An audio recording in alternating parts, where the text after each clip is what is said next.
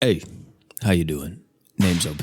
Technically, this video is kind of supposed to be how to use every ascended character in Grand Summoners, but instead we're going to be doing it as a tier list. And what this video pretty much is me going through all these units you see here and telling you exactly how to use them, some of the best team steps you can put them on, synergies, all that type of stuff in one singular video. I'm going to be giving you practical ways to use the characters, actual information that will further your gameplay and not just leave you out in the dust. I also wanted to make this video so if you are like a new player, there's hundreds, if not thousands, millions, whatever it might be, GS videos out there, and it could get overwhelming. So I think it's nice to just have one video that will be time-stamped and everything. You can go to that timestamp, see if the unit's good. If they are, you know how to use them now. The most recent crossover brought in a few new units, including Accelerator. Now, Accelerator himself is more of this hybrid breaker and support unit. I'll leave this up on screen if you guys want to read it. This is his entire kit. The main way you get a lot of use out of someone like Accelerator is either using him mainly as an Archgener, which is perfectly fine, but I think throwing him on as the third Archgener. So in a basic team building structure, this is what you can expect, like War God Finn as an Archgener, Haruto as an Archgener, but then you see here we have this third Archgener, which is Yubel. Yubel is here to give us even more buffs and everything else and to kind of help out Uzu. But having this extra Archgener means that this team is even faster, more damaging, and a whole lot more consistent than if it just had only two. Of course, these two can handle it, but having Yubel further solidifies how well-rounded this team is. So if you take into account in most team comps, that is where Accelerator will shine the most, at least for people starting out in the game, maybe midpoint, even like some of you vets out there. However, with the way how he is set up with this passive here, when boss is broken, increase all allies' arts and increase allies' damage by 300%, this is absolutely dumb, especially in break nuke compositions. So you could use this guy with Est, for an example, Chloe, and wind up breaking bosses, getting tons of buffs as soon as you break the boss, and then let Accelerator and his team go crazy. Because as soon as Accelerator breaks the boss, his super art changes to become more damaging towards the boss. If the boss isn't broken, then it's just going to make him a better breaker. Of course, you don't have to build for this team. This is just really good for pretty much any level of play, whether that be break nukes or just if you're using him more as the traditional breaker, which is something that he can do as well. If you just need a breaker on your team because the boss needs to be broken, you could throw Accelerator on there. He's going to do work. And right now, I would say Accelerator is a strong A tier. Now, Aira is a fire support Archgener type thing. I would say more of a sub-attacker than anything. As you see here, she has a lot of supporting stuff in the kit. The main thing to take away, though, is this true art here. Being able to permanently increase everybody's attack by 50%, and it caps out at 200, not to mention the massive fire res as well. But mainly this is what she's known for, plus this skill giving everybody on the team art gauge. Oh, and how can I forget the passive? This one, so good alongside taunt tanks. Anybody that's below 50% HP, they get 30% DR, so it works perfectly with like Kirisame or any other taunt tank. The reason why Aira is a little bit overlooked, but also extremely good at the same time,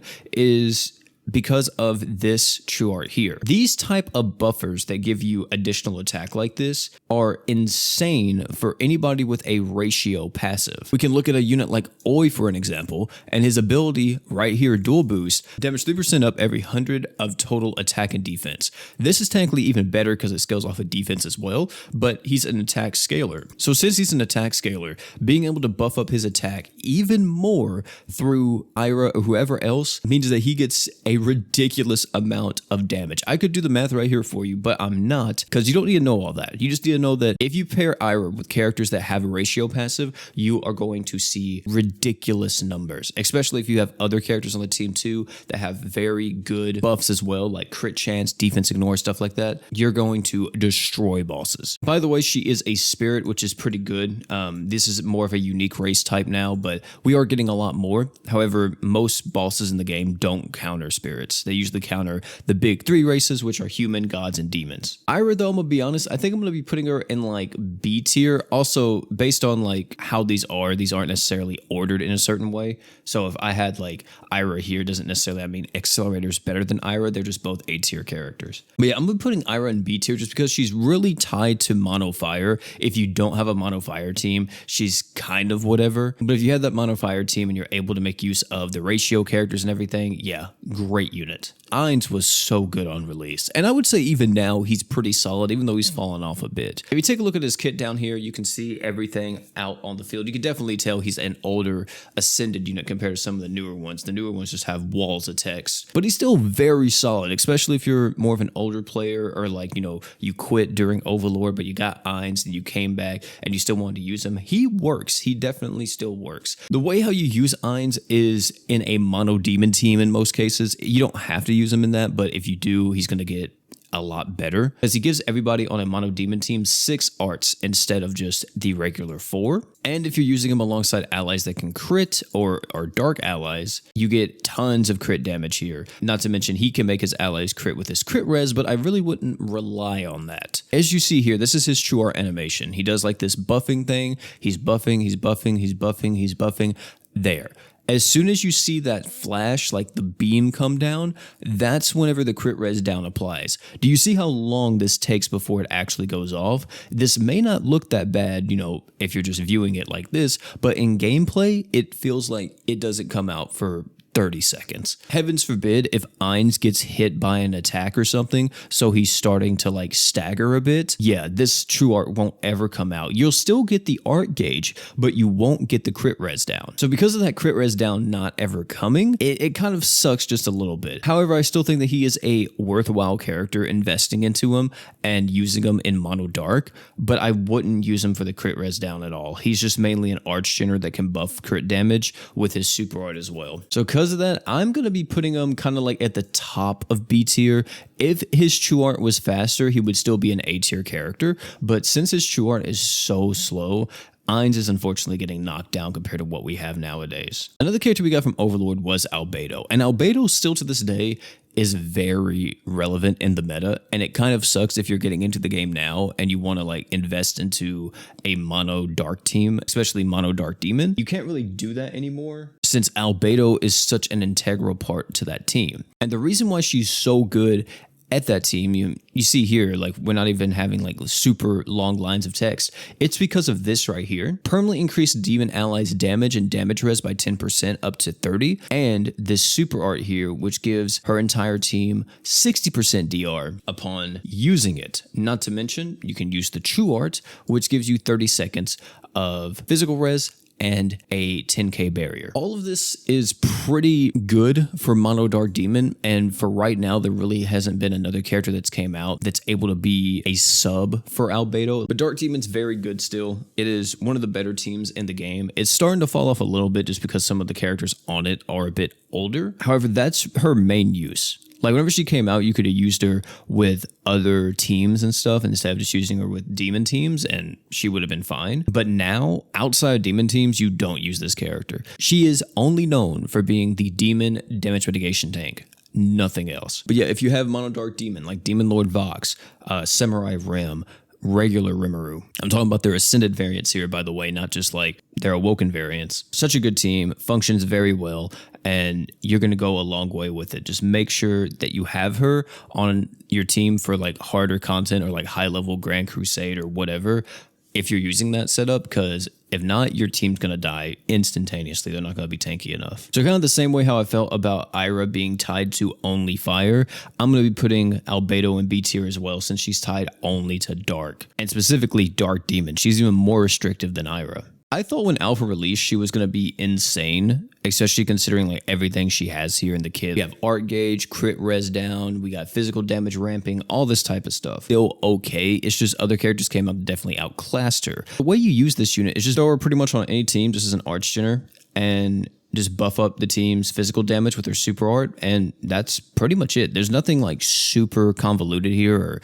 crazy with her. The only reason why you don't see this unit more is because of this right here.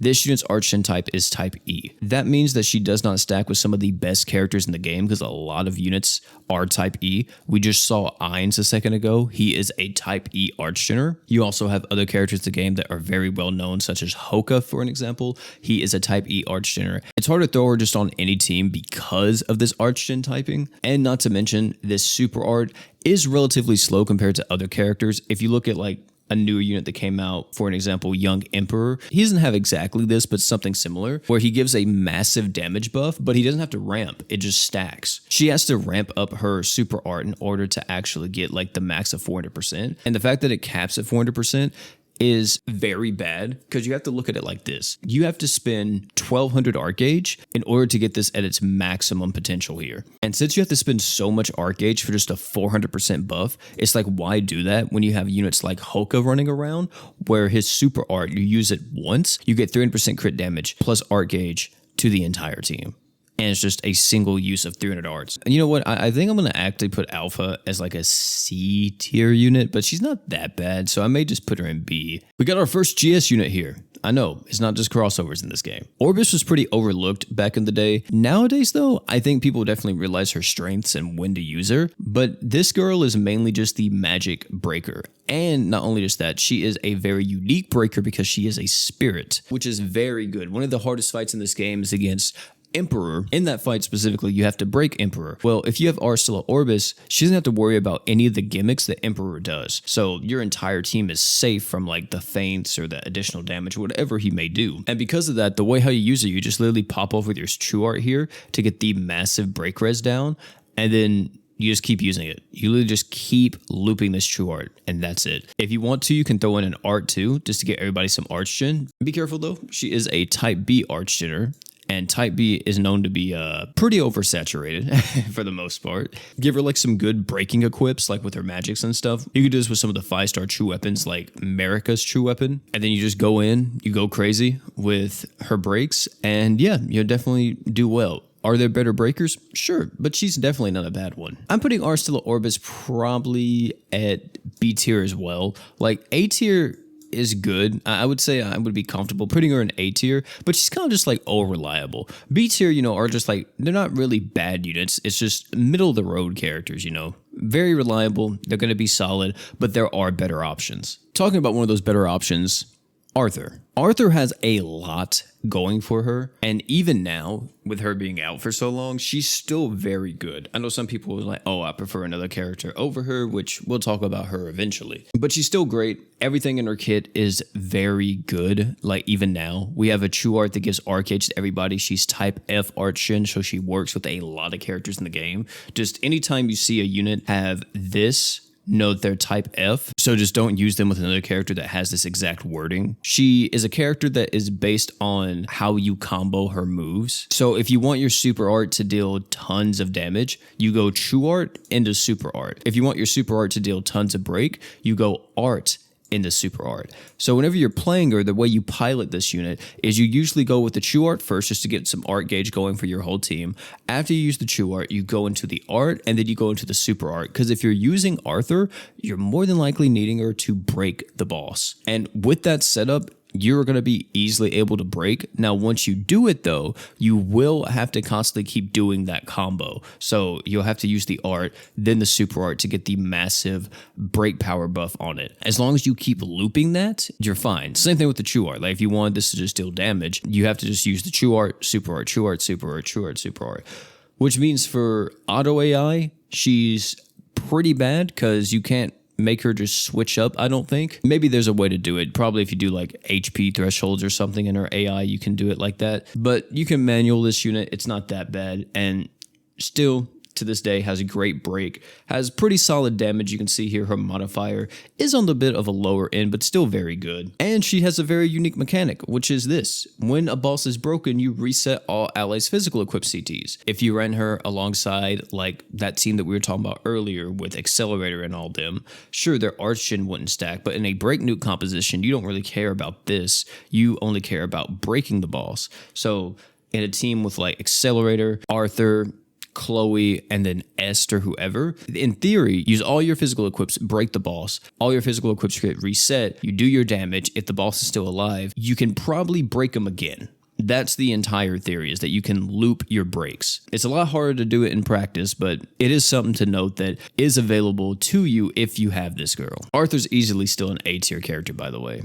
One of my most hated characters, Combat For Milim. The playstyle of this unit feels very unrewarding. You remember how earlier I was talking about you can ramp up with Alpha, for an example, And eventually you can get like a massive buff. Like once you ramp up enough, you'll just have that 400% damage buff. Well, that's kind of the same theory we have here at Combat For Milim. However, her stuff is a bit worse. Every time you use the True Art, you increase your break power of the True Art by 4,000, which, to be honest, is not bad. Like, not at all, because it caps out 20k break. So you could use like break power ups and stuff like that and get her to be like a very strong breaker, surprisingly. However, you can see here it says resets the break value of the True Art back to 4,000 if the super art is used. Which, if you break the boss, of course you're going to want to use the super art because the super art has a massive modifier. And if you're ramping it, you get even more damage. Unfortunately, though, this makes it to where people only prioritize one or the other in most cases. And also, like, for the amount of work you have to go through to get this unit to work, it's not that great. Her archgen is a little bit lackluster if we don't include this right here, because we get 200 arc gauge at the start of the quest, best thing they put on her. But the 2 arts per second after that, not the best. If you have her with 2 archgeners, then you're going to be perfectly fine, and she's going to deal ridiculous amounts of damage and everything. If you like this unit, you'll probably say she's one of the craziest characters you've ever used just because of the huge modifier, and she really is like the big bonk character in Grand Summoners. But if you don't care about this mechanic at all or anything else, just know that like Okarun, for an example, or any other attacker can just completely dust her in terms of damage. But if you want to make her work, go on ahead. If that makes you happy, try to make her work. And because I don't like her, and because she seems a bit impractical to use, I'm putting her in C tier. Oh boy, Beta. The way you use this unit is just popping the True Art, getting the Arc Gauge and the DR, and then using the art. And you just loop these. You just do this, and you do this. You don't have to do anything else. You don't even have to think about using this unit at all. If you want to, you can, of course, build a water team with her, which in most cases you're going to be doing that anyway, and you can make use of the super art. You don't have to, though. You don't have to at all because a lot of the water units you use her alongside are probably going to be physical in most cases. And even with her not being able to use the super art, this doesn't necessarily mean it's bad or she's worse off because of it. You don't need it. You literally don't. The fact that she gives you 40% DR, art gauge, and a heal for water allies plus a barrier, you don't need much else, man. Like, this unit does it all for you. One thing to note, though, that you want to be mindful of is this passive here. Increase ally to the left of Beta's damage by 150. This is a very potent damage buff, and you should be mindful of who is sitting next to her. Like, if you're running Ultimate Paladin Roy on the team, you probably want him to be next to Beta. Or if you're running an attacker like Super Saiyan God Valerie, you're going to want her to be beside Beta in that case, so she gets the damage buff here. But yeah, she works on pretty much every team. She's a great archgener. She can be used on mono water. She can be used with earth units, light units, dark units. It doesn't matter, man. She can be used literally everywhere, and you're going to be putting in a lot of work. Even if the heal is only tied to water allies, who cares? It gives you an 8k barrier, and you get the 40% DR. Not to mention, you probably have more DR on the team too, because you're going to have like a defense slot or whatever. Absolutely ridiculous what this unit can do and help you tank so much stuff in the game. If you have her, use her on pretty much every single team. There's no reason to take her off unless you're doing like specific mono teams. And we have our first S tier, ladies and gentlemen, just like that. This is a fun one because he just came out. By the way, if you're new to the game, you may be wondering why everybody calls this guy BF Emperor instead of Human Pinnacle Isliid. Everybody knows this guy is Emperor because that's what he is. He's the Emperor of Isliid. And Emperor sounds a whole lot cooler than Isliid himself. But he's the Ascended variant of Emperor, one of the Ascended variants, let me say. And he just recently came back on a banner. He is a fantastic unit. Even now, I'm going to keep these slots on the screen, but I'm going to have to scroll down because he has so much going on. The way you make the most use of this character, by making sure that he's in the right position for your team. The way you use this character, first and foremost, before you even get into gameplay, is make sure he's in the position you want him to be in. So like for an example, in this setup here, you can see that we have him in the 3rd slot. And the reason why we have him in the 3rd slot is because of this passive. When this unit is in the 3rd position, increase all allies' physical equipped CT speeds by 30% and own damage against demons by 180% for 25 seconds. And this is a buff that he gets when he uses this art here. That's why it says additional effects occur depending on Isliid's position. So as long as you're mindful of what position he's in, you can always make use of any of these buffs. And these are very good because it works perfectly with his super art. Now, Now his super art you're not using in most cases, but as you see here, it says when super art is activated, you reduce your own remaining equip CT by half, and then for 20 seconds, increase allies unafflicted by a status element's equipment CT speeds by 30%. So since this is a universal equip CT buff, it stacks with all of these equip CT buffs, depending on which slot he's in, of course. So in theory, sure, you have 30% equip CT, but if you're using your R2, you now have 30% equip CT speed for support equips, meaning those support equips actually have 60% equip CT speed. Very good stuff there. However, you don't see this too much. You can use the super art if you're running on a team that has a lot of arch gen, but for the most part, you're using his true art and you're looping it back into his art. And the reason why you're only using these two is because of this right here. Increase all allies' arts by 10, but you see it's only for 8 seconds. Since that is only for 8 seconds, it is very, very short. And in most cases, whenever you're using this guy as the arch gener, you want to make sure this is constantly up. You're constantly refreshing this buff. If it falls off, your team definitely can struggle, especially on mono lights. As you see here, this is mono light. And if we didn't have Emperor here, let's actually just, which yes, this is Emperor as well. If we take off that Emperor, let's say we had any random bozo in this last slot, and we only had Kenshin here, which is an archgener, and we had Emperor himself as an archgener too, if his archgen fell off, this entire team would start to crumble. And the reason for that is because look at the slots. You see how we have like no support equips? Yeah, it's going to get very rough very quickly if we have something like this going on. However, if you have a unit in that last slot that is a bit more of an archgener, like this Emperor here, that can help out whenever these two start lacking, you're not going to notice any like dead periods during your gameplay. But if you don't have another archgener on your team that can kind of help this Emperor, you're going to notice some points it feels like your team can't do anything because there's no archgen. So make sure you always run this guy alongside at least one other archgener. As long as you do that,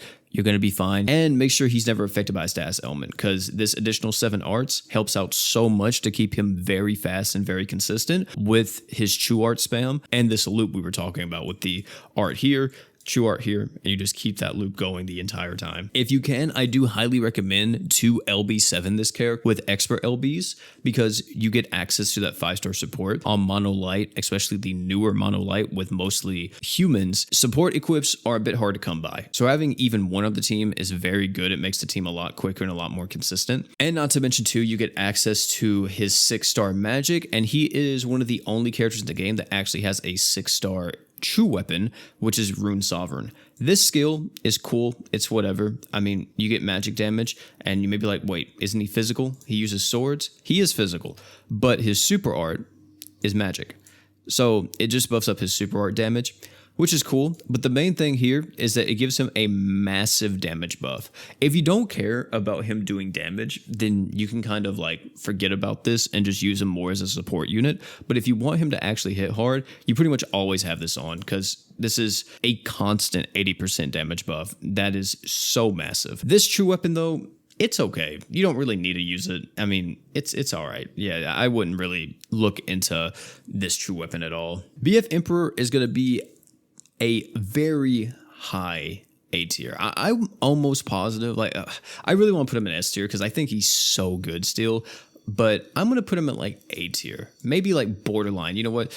I know I said that like this doesn't matter, but he's like borderline S tier to me. Because the thing is that he's not gotten weaker or anything. It's just the amount of units we have now, and especially like just the overall power of some of the newer characters outshines this guy, which is wild because he does so much so well. BF Mira, or Noble Flare Mira if we're going off the global translation. BF Mira is very cool too, because BF Mira is very cool on paper. However, in practice, I don't like her gameplay at all. So the way you use this character is you just pop off with your true art. You get the crazy archgen going for your fire allies. And then once you have that true art going, you kind of just go into your super art and do damage. Of course, if you want to, you can use the art to get a physical res down, and that's going to be very good with your DPS too. But the reason why I don't like this unit is because of super crits right here. She only gets her super crits when the enemy is under 50% HP, and her overall damage in the beginning of a fight is so bad, man. She just feels like a wet noodle, which sucks. Like, I think if she had a ratio passive somewhere in here, like an attack percentage, where like every 100 attacks she gets 2% damage or 3% damage, that would help her out a lot. But since she doesn't have something like that, she just doesn't hit hard at all. She's still great though. You can use her on any fire team just as an archgener, and you're gonna be able to be perfectly fine. But if you don't have her on a mono fire team, then there's that. Another thing to mention as well, she doesn't have any innate archgen in the kit, so this is it. Like, you just have the 30 arts. And I think her true weapon, if we see that real quick, her true weapon gives her more skill CT, and it also gives her 50 arts at the start of the quest. So you probably want to use that on her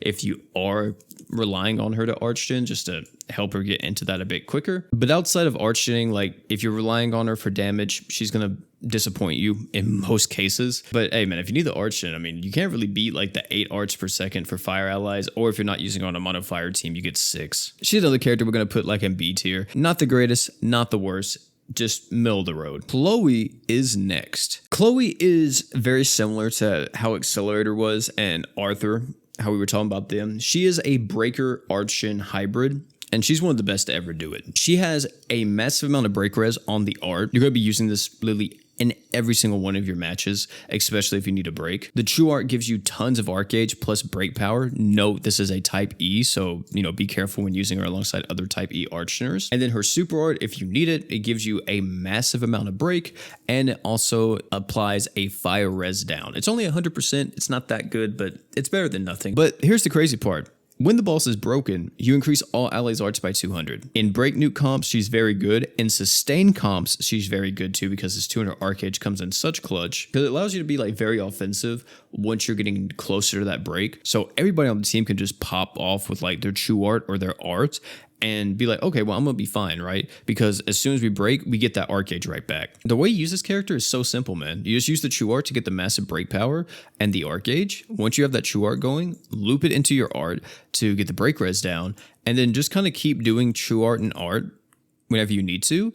And if you ever get enough archgen, I would highly recommend doing the super art, just because it's a massive break power. If you ever though, hey, you still have one of the most timeless units in the game. I mean, she's been around for what, like a year, 2 years at this point. And I hope that you guys got her true weapon, because her true weapon is really good for her, just giving her more arc gauge out the gate. Not to mention a pretty good amount of break too at 4K. And passively, it gives her more break power, and it gives her more arc gauge. Chloe's going to be another character that we put in S tier, to be honest. I think I'm going to put her in S tier. She's like the best of this archetype with the break archgeners, and she definitely deserves this. She's such a good unit. A unit that unfortunately failed to power creep.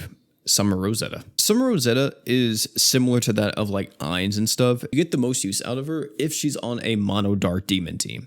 If you're on mono dark demon, she's perfect. She has amazing slots. But yeah, her entire game plan is just archgen, super art, and that's it. That's all you do. You archgen with the true art and you super art.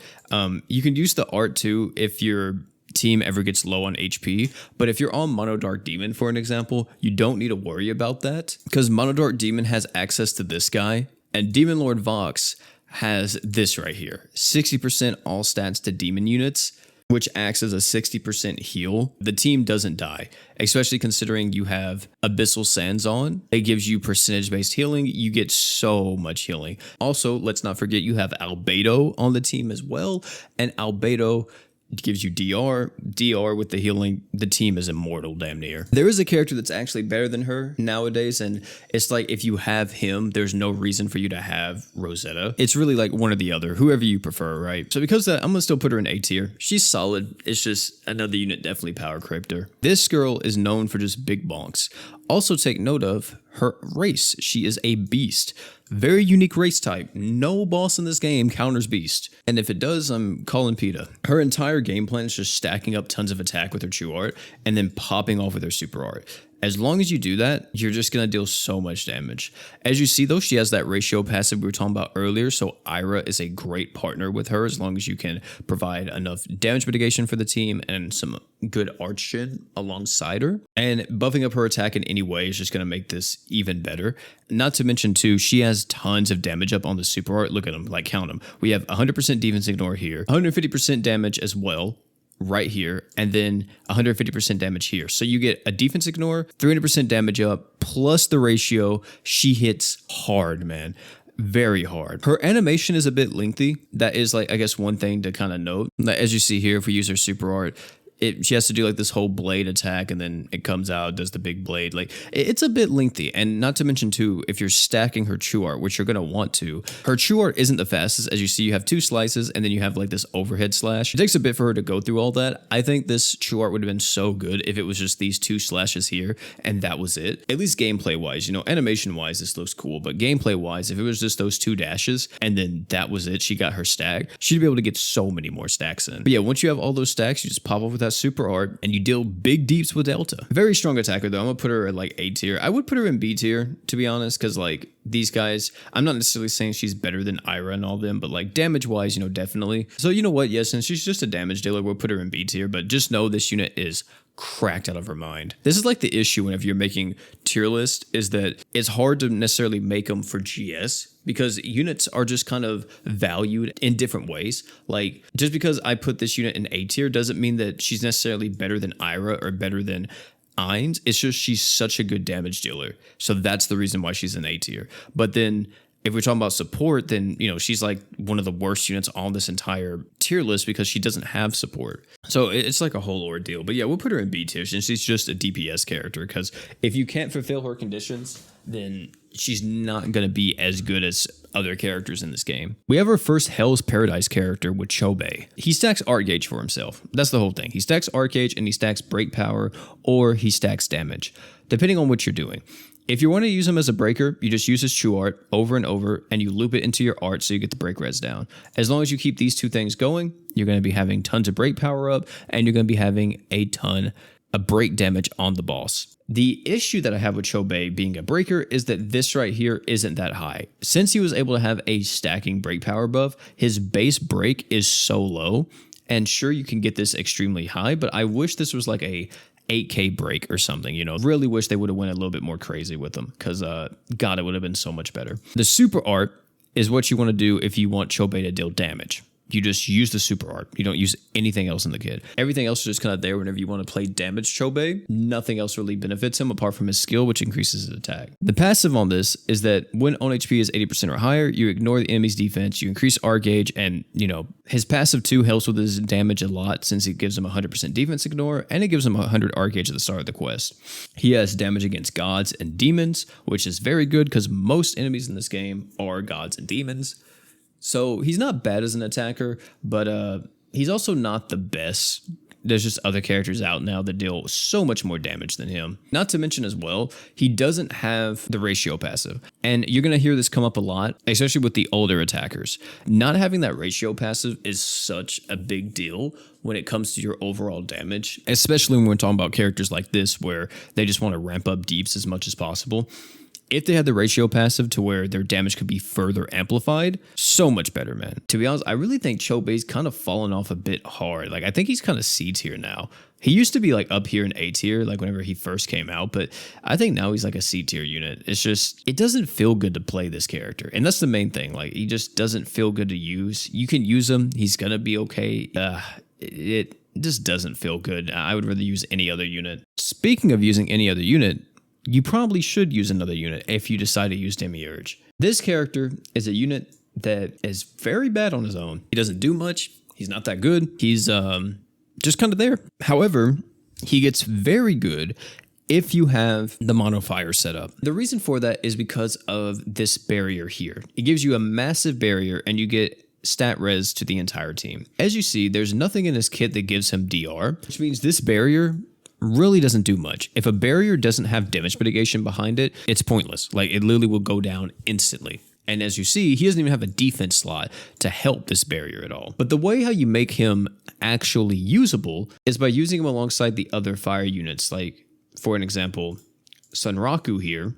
Sunraku, he's another crossover unit, of course, but he has a passive that gives 15% DR. You also have Summer Iris. And Summer Iris has a passive that gives fire allies 30% DR, and that stacks with Sunraku's DR. And then finally, you have the active DR with Valentine's Priscilla, giving you 30% DR on her super art along with physical damage for the team. So because of that, you need these 3 units to really make him shine, or other characters that can give him a substantial amount of DR to make him pretty good. If you give him DR, this barrier seems completely broken. It feels like one of the strongest things in the game. And if you're using him alongside other fire allies, then you could just do true art, into super art, chew art, super art, and you just keep doing that over and over. Press the skill every time you get it up, and you're gonna deal pretty good damage. You're gonna be able to give your team a ton of tanking capabilities, and there you go, man. That's it. But since he needs so much setup, I think he is more of a C tier character. If you have this setup and everything, he kind of shoots up to B tier.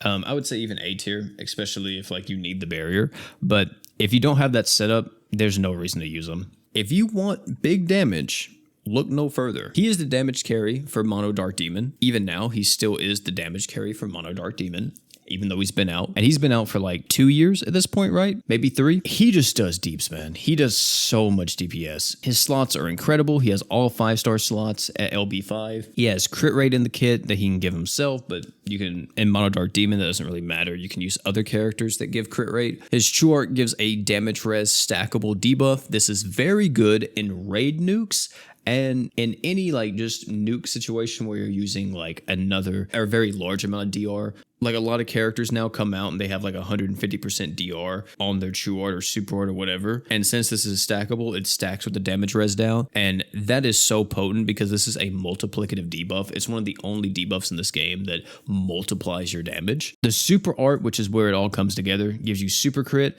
and also buffs up all allies' dark damage by 130%. Whole game plan with him is just get him into the super art. You get him into the super art on Mono Dark Demon, and you're good. You can use his art too. That's what I like doing. I like doing the art, even if I have crit rate on the team, just because the art gives me a 150 arc gauge refund once I use the super art. So I'm like halfway to another super art, or I'm able to refresh this art, depending on how you look at it, right? And if you want to keep that loop going, art, super art, art, super art, art, super art, very easy, very simple to do. And you may be like, oh, he's going to be kind of slow because he doesn't really have a lot of art gauge in the kit. He has 5 arts per second right here. On Mono Dark Demon, you have a lot of units that give you art gauge as well. So he doesn't really struggle too much with art shin. If you have his Chew Weapon too, I think this gives him a bit of arts too. Yeah, it's also a art shin item. It gives you 40 arts to himself, and it increases everybody's arts by 4, plus 70% attack buff, which is massive. And he's still easily at the top of the food chain, man. A tier character. And look at that. Since we're talking about Mono Dark Demon, we have the Demon Lord himself, Vox. Vox is like the leader to Mono Dark Demon. I put that in quotations. You guys can't see me doing it, but I'm literally putting it in air quotes. The reason why he's the leader of Mono Dark Demon is because of this passive. He's able to give everybody 3 arts per second if they're a demon ally. And this is a constant effect that is always on. It's very good. It is a very good art shinning effect. Nowadays, with the amount of dark units we have and everything, you can kind of start to take this unit off the team. In some situations, not all the time, but in some situations, you absolutely can take them off the team. The main use of this Vox is this super art. That's it. This super art is just so good. You get 60% stats to all demon allies and 60% accuracy. He's great in Mono Dark Demon, especially whenever Mono Dark Demon is fighting a evasion boss, because he gives so much accuracy. He's also great just to keep the team alive because you're getting additional stats. And anytime you see a stats up in GS, that also means that you're getting a heal. Some restrictions apply to this, but pretty much for the most part, if you see this, you're getting the massive stats up. And then like that's literally it. He's just here for this, and then the Chew Art to give everybody crit, and that's all you do with him. His slots are really good. He's able to hold 3 of the Mono Dark Relics, which is one of the only teams in the game where you can run the Mono Dark Relics and your team isn't in like a weakened state because of it. A lot of times running the Mono Relics means that you have to forego some very powerful units, but you don't have to worry about that at all with Mono Dark Demon. And yeah, I mean, he's still great. Like, not a bad unit whatsoever. Very easy to play. You just throw him on the team and he just kind of does work. I'm going to put him in like B tier now because he's still very good and very solid, but if you don't have Mono Dark Demon, he's kind of lackluster, right? One unit that I heavily value is Diablo. I love this character. Diablo is such a good and well-rounded unit. He gives himself tons of arc gauge with the skill right here. He's able to art shin to whoever's on his left and whoever's on his right. They get 6 arts per second just by being near Diablo. He's such a good utility character because he has evasion rate down here plus a physical res down, and his art is able to reduce the enemy's attack, which we don't really talk about this, but an attack reduction is kind of like another form of DR to an extent, since this is reducing the enemy's damage to you. If you have this on top of damage mitigation, it's just going to make your team even tankier, and he has a defense slot, so that helps. And he increases all allies' defense equipped CT speeds. Since Diablo is able to do it with defense slots, it means that universal equipped CT buffs that just say increase all allies' equipped CT speeds by 50% or something stacks with this. In that situation, defense equips now have an 80% equipped CT speed, which is insane because these are the equips that keep you alive in the end game. I love Diablo. I think he's such a fantastic utility character. I don't use him all the time anymore because I have like so much just raw damage mitigation, everything. I don't need them in a lot of situations, but if I ever need a little bit more equipped CT speed plus someone to deal with enemy evasion, I'm turning to Diablo every single day of the week. And because of that, I'm going to be putting him in A tier. Technically, there is a character that's power crept him if we're talking about evasion rate down and stuff like that, but I don't really consider that. Elenore, I don't like using this character because her entire game plan is kind of a little bit all over the place. For one, you need Earth allies in your party to be able to get the most out of her passive origin. Okay, not that big of a deal. We've seen plenty of mono characters already. But the issue comes up in this. Her super art needs to be used a certain number of times in order to get the max benefit of it. Every time you use her super art, she gives you 15 times the number this has been used. So if it's been used 2 times, you get 30%. 3 times 45, 4 times 60, you know, etc., etc. This sucks. This sucks so much.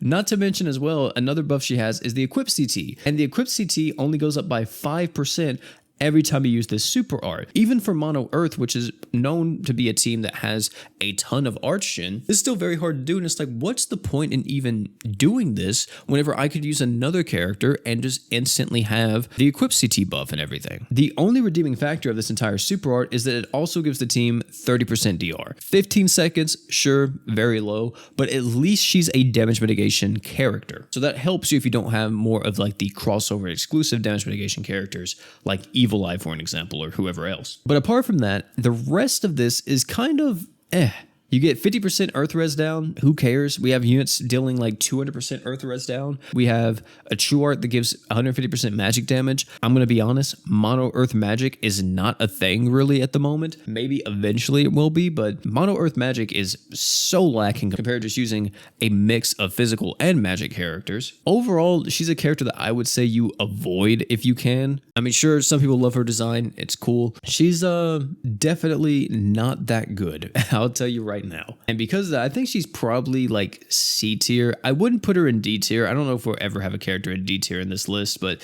she's a C tier unit. Like, she's usable, but you have so many better options. One of those better options is Evil Eye. Evil Eye is just a better Elenore. I'm gonna be honest, and she came out before Elenore. She's all about supporting the team, especially Mono Earth. If you're using her with Mono Earth, use the super art, get tons of art gauge, use the art whenever you need to get massive amounts of DR for the entire team. And if you want, throw in a True Art in there just to buff up her own damage because you get 150% attack, and that's literally it. If you put her as the leader, she gives everybody on the team 100% damage, and that's that. She's a support unit that does tons of work. I wouldn't recommend putting her as a leader though, because it's just damage and you're better off using leader skills that give you DR or something else, especially in harder content. If you're not doing that harder content, absolutely make her the leader just to give your team more deeps and you'll be able to clear content a lot quicker. But in most cases, don't make her the leader. She could just use her super art, go crazy with the arch gen, also magic damage up. Not too many Earth characters are going to be able to make use of that, but she will. Fantastic unit. Very good, very solid. Bit older too, but still really good Mono Earth. Easily an A tier character. Now, Evil Pola is inherently not a bad character. It's just the way how the game is makes her bad, if that makes sense. Because she is a character that relies on poisoning the enemies. If the enemy is poisoned, she gets tons of buffs. And if we were able to constantly inflict the enemy with poisons and do poison builds and stuff, she would be fantastic. But we can't. We cannot do that in a lot of situations. So many bosses in this game are resistant to poison. And if they're resistant to poison, that means that her entire game plan is out the window. However, if you fight a boss that can be poisoned, you can throw Pola on the team and do pretty good. You can poison the boss with your super art. As soon as the boss is poisoned, you can use the art and it gives you DR. Before you even use the super art, you can use the true art to reduce poison res and give everybody on the team some art gauge. And then there you go. Like, her entire kit becomes online. But if the boss cannot be poisoned, she is terrible. absolutely horrendous, not even worth using. So because she is so limited to the game itself, she's going to be a C tier character. There's going to be a few units maybe in this list that are tied to stats elements, and all of them have this issue. If the game allows you to play with those units, they're good. But if the game doesn't allow you, which happens in 90% of cases, she's not good at all. Fern's a fantastic unit too. She's kind of just this DPS unit, absolutely destroys bosses. I know a lot of people use her in their Nova Crest runs because she does so much deeps. And yeah, the way you use her is just very simple, man. You pretty much go off with the super art. The super art lasts for an entire minute and it reduces the enemy's water res. After you use the super art, you just rapid fire the true art. That's it. You can use her art if you want to get DR and Arc Gauge, but you don't really want to do that in most situations. Put her on a team with 2 Archgeners and a damage mitigation character to protect her, and literally just super art, spam true art. Once true art's max, just keep using the true art. And whenever you see your water res fall off, use your super art again, and then just start spamming the true art again. Not to mention she has super crit here. She has crit rate right here. Tons of DPS, tons of damage. Very good unit. Highly recommend you use her. But since she is just a damage dealer, you're going to see this a lot. I do put mostly damage dealers in B tier, even though that they are very good. They can be used to help clear a lot of content. Some exceptions apply. Summer Rivi, also a damage dealer that has a bit of art shit in the kit as well. As you see with the skill, increases all allies' arts by 8 per second for 3 seconds. Not too bad. I mean, it's on a 12-second cooldown, but it's for everybody, so you can't really complain about that. The way you use this unit is that unless you already have defense ignore or crit or something else on the team, is that you use the true art first, get the defense ignore online, and then super art. That's it. In most cases, you probably won't even do the true art. You'll just use the super art because she's more of a nuker. You don't really use her in most other team comps or sustained team comps at all because there's just better units. But in nuking situations, she's not bad. She's definitely not the best either, though, but can definitely be usable. Like if you love Summer Rivi or just Rivi's design as a whole, take her into matches, use the super art, run people over with the pirate ship. She's a B tier character, though. FM Hart, or also known on Global, Hart the Fabricator. I love his design, I love his gameplay, but I can't help but feel that his damage isn't the greatest, especially considering like some of the other units we've gotten that has a similar gimmick to FM Hart, and they just deal so much more DPS. But FM Hart doesn't just only have his damage going for him, he has a lot more. For one, he has this crazy true art that gives him 100 seconds of 5 arts per second and 120% attack. This makes him very self-sufficient, and it makes it to where his passive works perfectly as like a jump start for the entire team. Because his passive, as you see right here, when this unit takes lethal damage, revive all allies with 30% HP and increase all allies' arts by 200. Now, you can force this passive with a certain equip. It is only available from Omega Redacne in the mines, but if you are able to get this to drop, it instantly makes him lose 99% HP. So if an enemy just hits him with pretty much anything, he'll die and his passive will activate. As soon as his passive activates, everybody on the team gets 200 arc gauge, including himself, which means you can use the true art to get 120% attack up and 5 arts per second in sustain comps, or if you're nuking with him, this allows you to instantly go into your super art because that support equip, Divine Arachnid's Tears, gives you 120 arts. So it's very good. It does take a bit of setup because you need that equip to like be able to force that passive, but if you're able to force it, it is very strong in nuking settings or pretty much any situation, man. Like you can always make use of that. Getting 200 arc gauge like instantaneously usually means the team is like set up, you're good, and the boss can't do anything. However, once he does have that passive go off and he has the arc gauge to everyone, he's still very good because he just becomes an archgener. Not only do you need the equip, you also need a team to be able to make sure he doesn't die. Like usually this guy's running alongside Gamagori or some other character that can just protect him and take all the DPS. He needs other archgeners or other damage buffers too to help out the team as well, and it's a whole ordeal. So if you have all that, it takes a lot to set him up, but he's really fun once you set him up. That's all I'm going to say. We're going to be putting Hart in A tier, but I would see a B tier for him if you didn't have the team comp, because if you didn't have the team comp and the equips and everything, he's definitely a lower tier unit, but I'm considering you have the team comp and you have the equips for him. Gabimaru. Gabimaru is just a DPS unit. And his entire ordeal, just being above 90% HP. If he's above 90% HP, he hits really hard because he has super crit. And he technically has 60% super crit if you're above 90% HP, because his super art already gives him 30%. He's a nuker as well, just like Summer Rivi. The way you use him is that you just give him tons of arc gauge, you take him into a fight, you pop off with his super art, and you watch him deal DPS. Just like some of the older characters though, because he is an older unit, he doesn't have the ratio passive, which would help out his damage a ton, and he doesn't really do too much outside of nuking. If you're not using him in nuking, you probably won't use this character because he's just lackluster in a lot of cases. He's a B tier character though, very solid nuker still. Frieren, oh lord. I don't understand what they did with this character. Like, they just was like, hey, give him everything, because that's what they did. She has the art gen, she has permanently increasing your stats for your entire team with her art, and she has a massive damage buff on the super art. You can use this unit in so many ways. You can use her as more of a DPS just by going into fights and spamming the super art.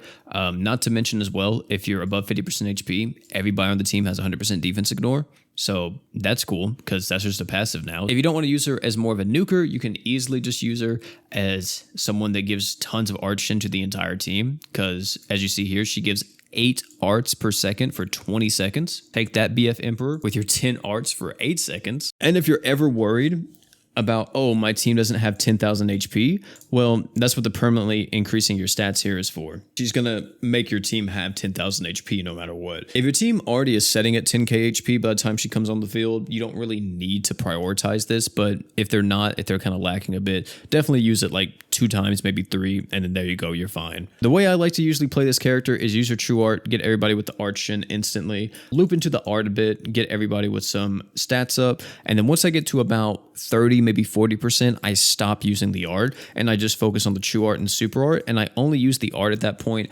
as a heal button, which may be like, oh, what do you mean a heal? Since this increases your stats permanently, this isn't the same as like a stat buff from like Demon Lord Vox or whoever. Once you have this fully maxed out, it doesn't heal you anymore. And of course, you don't gain anything from using this. It's just for damage at that point. So keeping it at like 40%, or I would say even 30%, because that means that you get the stat heal whenever you use it, plus you get the additional HP on top of it. So it's a very good, like, oh, I can heal the team up if I need to. Of course, she has a 5-star support, so you're able to use equips that give you stats as well for your team. You can see here, this is the team that I use for Mono Light, and she has Narberal's headdress on. This gives the entire team 30 arts, but since she's a light unit, she also increases all allies max HP by 30%. So this is like something you can take note of and use on the team if you want to. Any type of stat buff and stuff like that will help her, because it just makes sure that everybody is above that 10k HP threshold, which is what you want. As long as you're above 10k HP, you are good. And that's literally it. Just use her true art, use her super art, go crazy, throw her on a team with any mono light character, you'll do great. Throw her on a team with any unit in the game and you're going to do great. She's not just tied to Mono Light, she can be used anywhere, but if you want to use her on Mono Light, I personally believe this right here is one of the best teams you can run her on, with the Saitama, the Kenshin, and the Young Emperor. You can also go more of a magic setup here and go like Index, Railgun, Frieren, Young Emperor in that last slot, and you're going to see a lot of work with that team too. But this is a fantastic team that I use all the time. This is probably one of my favorite teams in the game right now. And Frieren is going to be another one of our S tier characters.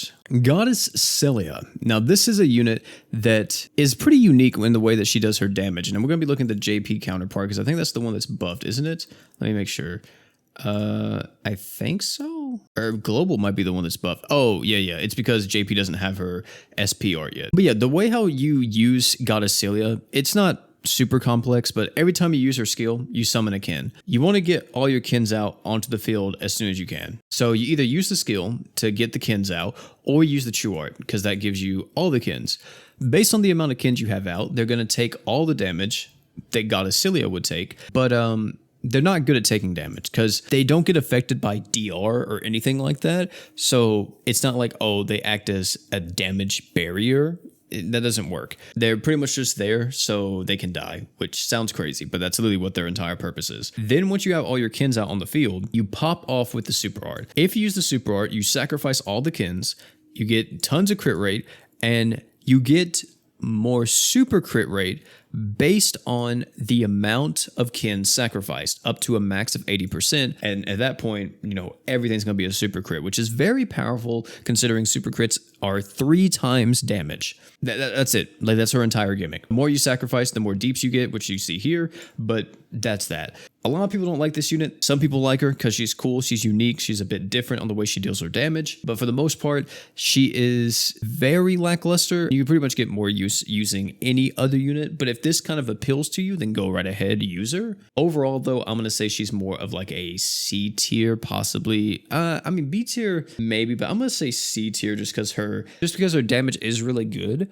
But getting her kins online and making sure she has as many kins as possible and they don't die instantly to the boss is a bit of a hassle. It's a bit of a nuisance and it can be a little bit difficult to handle. Gamagori. This man's incredible, man. Such a good taunt tank. Gamagori is all about reducing his HP and staying at low HP. If he's staying at low HP, he gets tons of benefits like more damage. He also has a revive if he ever takes lethal damage. When he's near death, he has more DR. And everything about him screams, I'm a taunt tank. And he absolutely is. Use the true art, get everything online with that. Get the super art online because you get the 100% paralysis and freeze res, and then just use your true art over and over until this falls off, and then just loop back into this and just keep that rotation going between these two. The way to make Gamagori even better, though, is by utilizing a Truth of Eternity on him. Truth of Eternity gives you 20% DR when you're near death. It's pretty much another Gamagori passive. And if you really wanted to further amplify Gamagori with the Truth of Eternity, you could go into Grand Crusade and make fusion equips and put Truth of Eternity on them as well. And it does stack. You could run a full equip set right here with all of his equips you see as a defense, physical defense. If you want to, you can run 3 fusion equips from Grand Crusade on them with Truth of Eternity. And as you see here, this is the official Grand Crusade guide by the Discord in them. And it says here that Truth of Eternity does stack if you have multiple of them. So if you really want to make Gamagori a tanking god, you could look into that. Get him a fusion equip for each slot, put all Truth of Eternities on him, and there you go. When he's near death, he has like 100+% damage mitigation on top of the defense slots giving him DR, plus whoever else is on his team. He won't die. He literally will not die. It is stupid. Gamagori is going to be going in A tier, though. I love this unit. I think he's great. I think he could be S tier, to be honest, as a taunt tank, but we're just going to be putting him in A tier for now. Halloween Charlotte. A straight attacker that also relies on bleed. Her entire thing is use the true art to inflict bleed. Once you have the bleed on the enemy, you want to try to get to 3 stacks. If you get to 3 stacks, you become exponentially stronger down here. And then you can use the super art to deal big deeps to the enemy. And then whenever you can use your art to get crit damage up, because as soon as you have 1 bleed on the enemy, you get 100% crit rate. If you want to maximize all of her bleed stacks, because it does give you 150% accuracy, there is a way to do it pretty consistently, and it's by using equips like this. So as you see here, this is my Charlotte, and if we look at the equip list that she has, we have these 2 equips here. The first one is her true weapon, and her true weapon gives you a bleed when the enemy is bleeding. What you do is you use your true art to inflict a bleed instantaneously. Or you can also use Chloe's Eye Service, and this does it as well. You can use this as soon as you get into the fight, and I recommend you do this before you actually use her true art because this is pretty short range. Get pretty close to the boss, pop it, get the bleed on the enemy from this. Once you get the bleed on the enemy, use Charlotte's true art to inflict another bleed, and then use her true weapon to get that final bleed on the enemy, and there you go. Within 1 true art use, you have max bleeds on the character. This is going to be pretty consistent across the board with all bleed characters. This is a very easy way for you to max out their bleeds without spending too much time on it. Of course, you don't have to do that because it just gives you the accuracy, and you don't always need accuracy, but whenever you do, it is something to take note of. She's going to be a B tier character for me. Halloween Forte is completely different, though. This unit is so good. Do they have her SP art? Because her SP art, oh, it's not even loading. She is an Archgener, and she's a support character. Use her true art, get everybody Archgauge on your team. Use her super art to give dark allies more damage and break power, and that's it. You can use the art too if you want some equip CT speed, but you don't need it. Use it whenever you can, I guess. If you want Her passive is also very good. Based on the amount of unique races in the party, you get more damage to the entire team. This is very good when paired with Sword God Luan, because Sword God Luan wants different races in the team anyway for his super art. So you can run Sword God Luan, Halloween Forte, and then some other characters on the team that are different races. But even having just 2 different races on the team gives you 100% passive damage buff to everybody, which, hey, you can't really complain about that. Forte is easily an A tier character. Halloween Valerie is a lot more offensive than Forte, kind of similar to that of Charlotte, but she has a pretty cool gimmick. As you see, she has all magic slots here. And the way how she works is that she wants to use all of her magic slots. If she uses all of her magic slots, when she uses her super art, she resets the cooldown of all of her own magic equips. So the way you get the most out of her is by using equips that give her tons of arts, or using stuff that has stacking effects, like debuffs on the enemy, or damage buffs, whatever the case may be. So whenever you reset these equips with your super art, you get tons of additional effects. So it's up to you whether you want to make her more of a machine gun or more of this like debuffing goddess. Completely up to you. To help her though in sustain, they do have it to where she increases all allies damage res in respect to how high her own HP is, up to a maximum of 30%. So as long as her HP is high, you just get a free 30% DR. It's pretty cool, but considering she is on water, right? Yeah, she's a water unit. Water doesn't really need the DR. They already have so many good units with Toma, Shirou, Beta, like they don't need this, so this isn't really that good, but it helps out a bit. But it helps out a bit in like magic nuke comps, which is what she's going to be mainly in. And that's pretty much what she is. She's a nuker, if you couldn't tell. You pop up with your super art, you deal big deeps, and that's that. She does have the ratio passive, which is very good for her since she has all magic equipped slots. This gives her a ton of additional attack. Halloween Valerie is going to be going right beside Halloween Charlotte in B tier. Now we got my GOAT, my actual GOAT. Hero Saitama. Damage mitigation, attacker, hybrid. He's all about protecting the team with his damage mitigation, but he does some freaking damage, bro, especially on Mono Light. The way you use this unit is always make sure you can have his skill going, because every time he uses his skill, he makes it stronger, up to the point to where if you use this skill enough, it can give you an entire super art. Ridiculous, right? You have the art, which gives you physical res and break res. It doesn't come up all the time, but I literally did a run yesterday on the new mono human dungeon that came out, and I actually made use of this. So right here, you can see that we are using his art because you see the physical res and break res down. And we're utilizing a team that doesn't have a breaker, but we have a ton of break equips on. We have True Knight's Glow down here, which is a very strong break equip. We have Scatter 18, very good break equip as well. Duke the Legendary 2. So our break values are actually relatively high. If we actually scroll back, we don't even have, nobody on this team has break power up. But as soon as we use our art here and we get the break res down, as you see, we're going to pop off with that. And look at the break value go down with just like Saitama's break res down. It's very noticeable. Like, look at that. That's a pretty good chunk considering that we don't have a breaker on this team. The true art is his bread and butter. You're going to be spamming this thing all the time in most cases, especially in harder content. You're just going to go into fights, use the true art. It has a really high multiplier as a true art, plus gives you a barrier, gives you 30% DR. Very strong, very usable on tons of different teams out there. Once you have that going, you can use your super art whenever you want to, and that's just a massive hit. As you see, 300k multiplier, ignore enemy's defense, and this thing is fast, ladies and gentlemen. If you've never seen how fast this is, look at this. This is the super art. I click it. There you go. That is it. It's almost like instantaneous. As soon as he reels that punch back, he's going to hit it, and he does so much damage. It sounds like a machine gun if you have the audio on, by the way. He also has just really good passives. Like at the start of battle, when a boss is present, you get 100 arc age. So he's going to be pretty much right there being able to use his true art. You just got to give him 100 more. Ratio passive is one of the highest in the game at 3% of his own attack. So freaking good because he already has such a high base attack value at 4250, but he has 2 physical slots as well, which further increases his attack stat.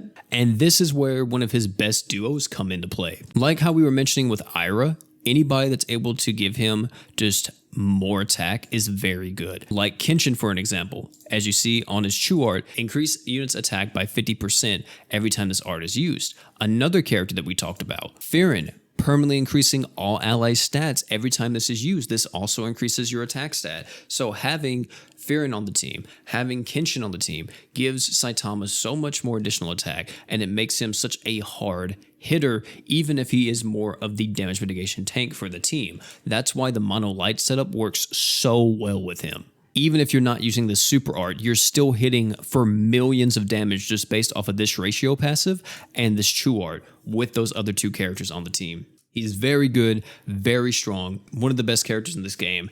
And to me, this may come as a bit of a surprise, but I'm actually going to put him in A tier. I'm not going to put him in S tier, even though I think there's an argument to be made that he is an S tier character. The reason why I'm putting him in A tier is because in some cases, his barrier feels a bit weak.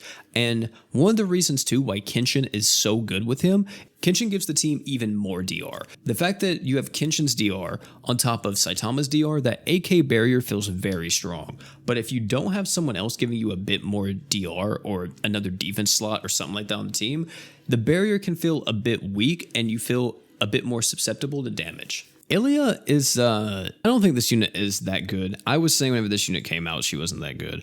The main issue with her slots, as you see up here, god-awful. You don't even have to look at her kit yet, just know these slots are god-awful.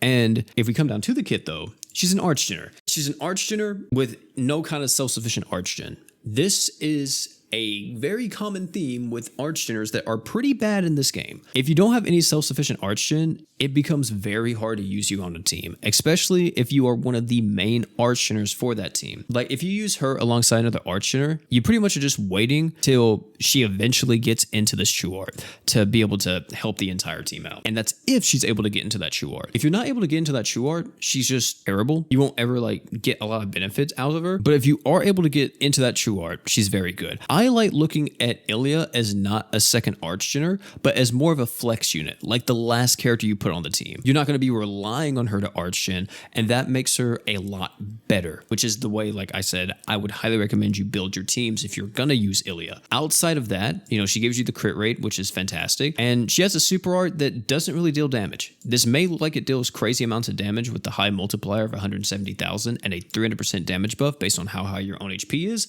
but this doesn't deal any DPS. It feels very lacking and it's just not strong at all. It is nowhere near as good as some of the other DPSs we have now. Still a pretty solid character if you have her, can be used, but mainly a flex character nowadays. So Illya is going to be going in the B tier, to be honest. I don't think anybody's going to be mad at that. We have finally gotten to this point, 2 hours into the video. I've been recording for 2 hours. I don't know how long this video is already going to be, but it's probably going to be about 2 hours.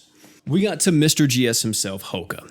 This guy is going to be in a tier of his own. I'm just going to let you guys know that right now. He is the GS unit. He is pretty much the face of Grand Summoners now, kind of similar to how Mako was back in the Awoken era. As you see, slots are fantastic. This kit works with everybody. You don't even have to read too much into it or think too hard about it. His kit works with everyone. It doesn't matter if you're an Earth unit, Dark unit, Demon, Spirit, he does not care. You put him on the team, you pop his super art, you get 7 arts per second. Whoever's the leader gets an additional 3 arts per second. So what a lot of people do, they make Hoka the leader. So he has all the arts gen. So he can constantly be in this super art. Once you have that super art going, you can loop into the true art to get the crit res down. And then after you get the crit res down, you can probably use your super art again and then use your art to get the attack up and the accuracy. And you just keep that rotation going. Super art, true art, super art, art, super art, true art, and you just kind of keep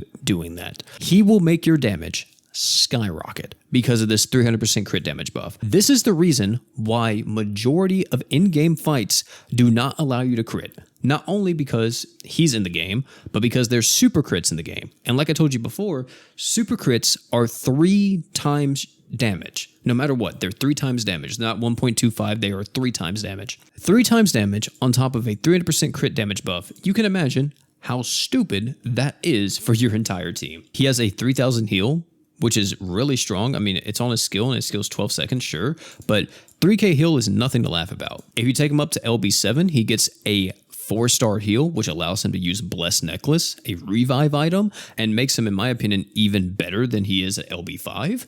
And yeah, he's literally the perfect support unit. Use him on any team in the game. This is another thing too that I don't see people talk about too much. He increases everybody's max HP by 20%. Stupid. He also has equipment CT when he's above 80% HP. Also stupid. Literally the perfect support unit. Whenever we first saw this character, we were saying summon for him instantly.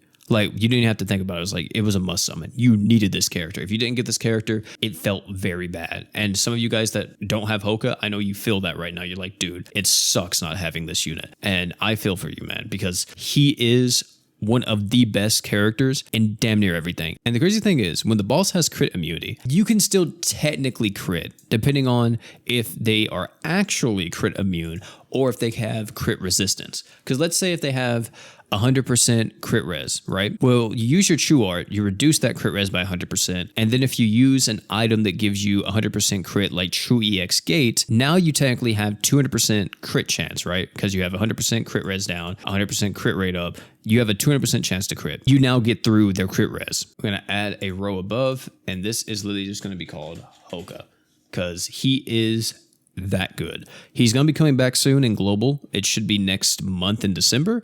And whenever he comes out, you guys better get him. I hope that you get him because he is very, very strong. Another character that kind of shares that urgency of like, you need this unit is Ultimate Paladin Roy. Not to the same extent because he is a GS character. He's not a crossover unit. He isn't necessarily a true limited because he can come back on another GS banner. Crossover units don't come back unless their crossover comes back. So he still is very much like a unit you want to have, but if you had to pick between him and Hoka, you would go Hoka every single day of the week because you don't know when Hoka will come back. Eventually, Ultimate Paladin Roy will come back, but Hoka won't. And he actually did come back with the Thanksgiving banner that is currently out on Global. And the thing about Ultimate Paladin Roy is he has his Phantom Bullet. This guy is his Phantom Bullet. Everything else in his kit's cool, but the Phantom Bullet makes or breaks this guy. What you do is you get 300 Arc Gauge as soon as you load into a quest by using his true weapon, as you see over here. His true weapon, Gladius, gives him 100 Arc Gauge at the start of the quest. So you already have 100 arts. You use a 5-star defense item like Black Trike or something else that gives you a ton of arts as well. You use a 4-star support if you have him at LB7 to give him even more Arc Gauge, some type of single target arch-in item or whatever have you. You put an Arc Gauge up crest on him as well. And with all that, and possibly maybe like someone else's support equip, you now have your Phantom Bullet as soon as you load into the quest, which is very strong and it's going to be the way that you play most events and stuff with him, except challenge stages. You probably won't prioritize getting into the Phantom Bullet like within 2 seconds. You still want it like as fast as possible, but you probably won't prioritize getting it frame 1 because once you have this Phantom Bullet, it gives you 200 Arc Gauge as soon as you use it on its first use. If you use it again, it heals your entire team, which is also really good, and it heals them by 100%. But the main thing is its first use. You get 200 Arc Gauge to everybody.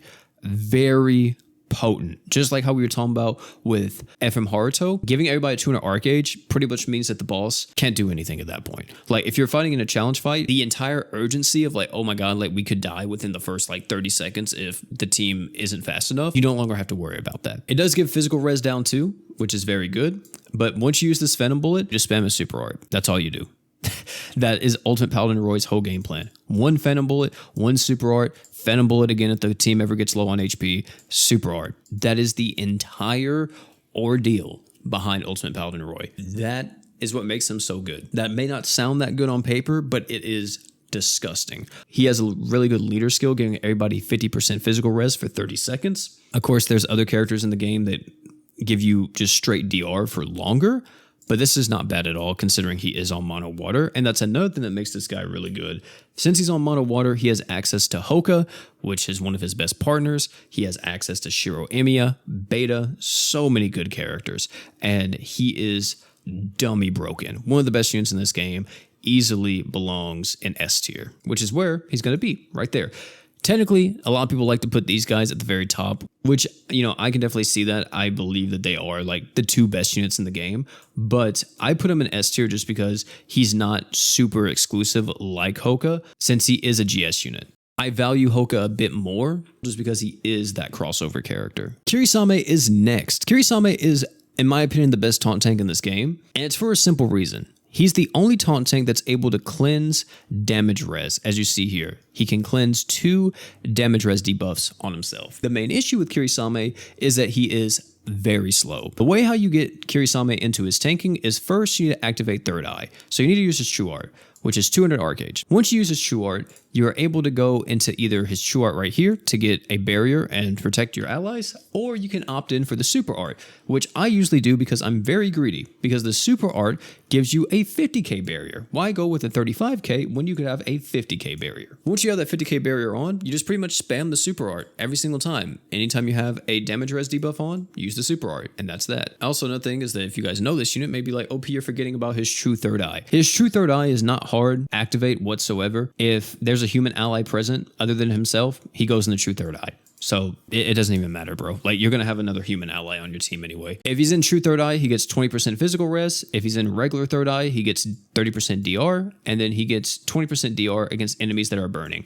This would be very good if you could burn the enemy consistently. But since a lot of bosses are resistant to burning, you don't get this all the time. Because some people be like, well, if the boss stays burned for like 2 seconds, doesn't he still get this? No. This only is active if the enemy is burning. If the enemy is not actively burning, you do not get this additional 20% DR. Of course, just like Gamagori, he can benefit from an entire equip set of fusion equips that have Truth of Eternity to really solidify his damage mitigation. You can also just run 1 Truth of Eternity on him. That's what I do, and you're perfectly fine like that. But yeah, he's a fun unit. He's cool. I love him. I think he's one of the best looking units in the game too, because of this 5-star art. This is what I use him in. I love this art. And he's very cool. I mean, who doesn't like a guy with a massive sword? So I'm going to be putting him in S tier.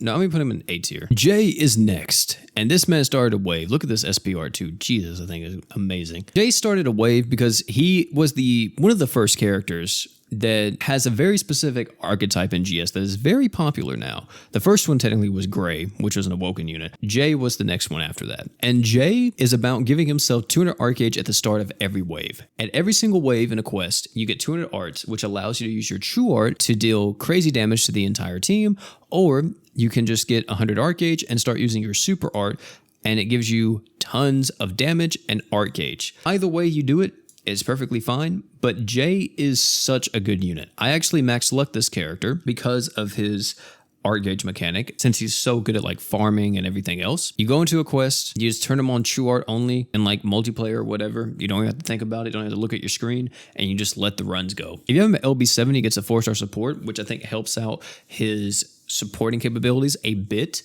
considering the fact that you can use something like Pala Necklace, or my bad, it's Dignified Silence with that one. Dignified Silence gives you 50 Arc Gauge to the entire team, but you lose 50 arts. So the way how you synergize that is by using your True Art first, using Dignified Silence, and then there you go, you didn't even lose any Arc Gauge because you just use your True Art, right? You load into the next wave, you got 200 Arc Gauge again, everybody has 50 arts, and you know, it's like you didn't even lose anything. Dignified Silence though is from regular Palamecia in the mines, so you can only get it during that, and if you want it, you know, you're gonna be grinding for a bit to actually get it. Overall though, Jay's fantastic. He's a insanely good damage dealer, very good farmer, very good event run character, and literally, like, he's pretty much a quality of life unit. That's what I like to call these guys. They're quality of life characters, especially for events. So I'm going to be putting them in S tier. We referenced this character a lot already, but Kenshin.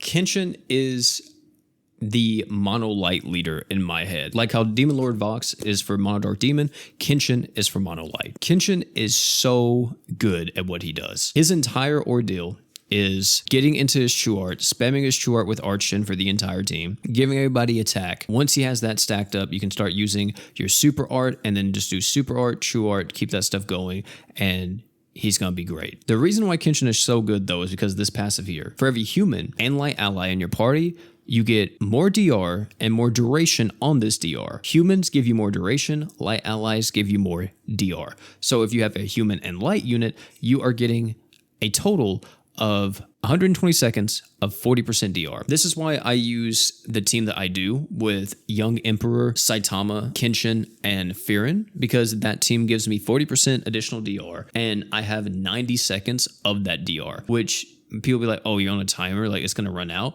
That's the thing. That team clears most content within 90 seconds. I don't clear it within 90 seconds and I need a bit more time, then only thing I do is I switch out Fern and I put on BF Emperor, and there we go. We now have 2 minutes of DR and it works. Like, we're perfectly good. This is why the barrier becomes a lot better with Saitama, because this 40% DR on top of Saitama's 30% gives the entire team 70% DR. He also has a 5-star defense slot, so that's even more additional DR. He's a very fun unit to use. He's really strong in Grand Crusade because of all this additional DR that he has. He's very good in just any light composition, you know, like literally that's kind of what he's known for. But if you don't use him in a light team, he's kind of whatever. His whole gimmick is a light team. If you don't have a light team, you're not using Kenshin. Because of that, I'm putting Kenshin in. This might be a little weird because we have Saitama here, but I'm going to be putting him in B tier specifically because, as we stated with all the other characters that are like this, they are only good on their respective mono teams. So if you have their mono teams, like this guy and this guy are like up here with Hoka, but if you don't have them on their respective mono teams, they're just in the tiers that they're in right now. Index, she's a newer character. She just recently released, and she's a pretty good like sub-attacker. Sub-attacker meaning like support attacker hybrid. You can play this character in a few different ways, but the main way is just being more so just a support unit for a light setup. This doesn't really matter too much. I mean, sure, if stuff is just arch and equips or whatever, like it's going to be better because your team's going to get a bit faster and a bit more consistent with that. But for the most part, this is used mainly as a burst damage option. She also gives everybody on the team 3 arts if they're light allies whenever she's unaffected by a status element. So she's overall just a fantastic unit. The main issue with her is that, for one, she's mainly used in mono light magic. You can use her in other magic comps if you want to, but I say she's the best on mono light magic because she can make you full use of her kit. But the problem with that is that mono light is such a competitive element. Like, we have so many top tier characters in mono light, it's hard to find a spot to put this unit on the team. It gets pretty bad. It gets pretty bad to actually throw Index in that setup whenever you're using stuff like Kenshin, Saitama, BF Emperor, like whoever it might be. Like, you have so many characters that are just so good. That's why I say, if you use her, use mono light magic. You're going to be able to fit her into that team every single day of the week. And if you are wondering what mono light magic would look like, that's like her, Star God Liza, Frieren,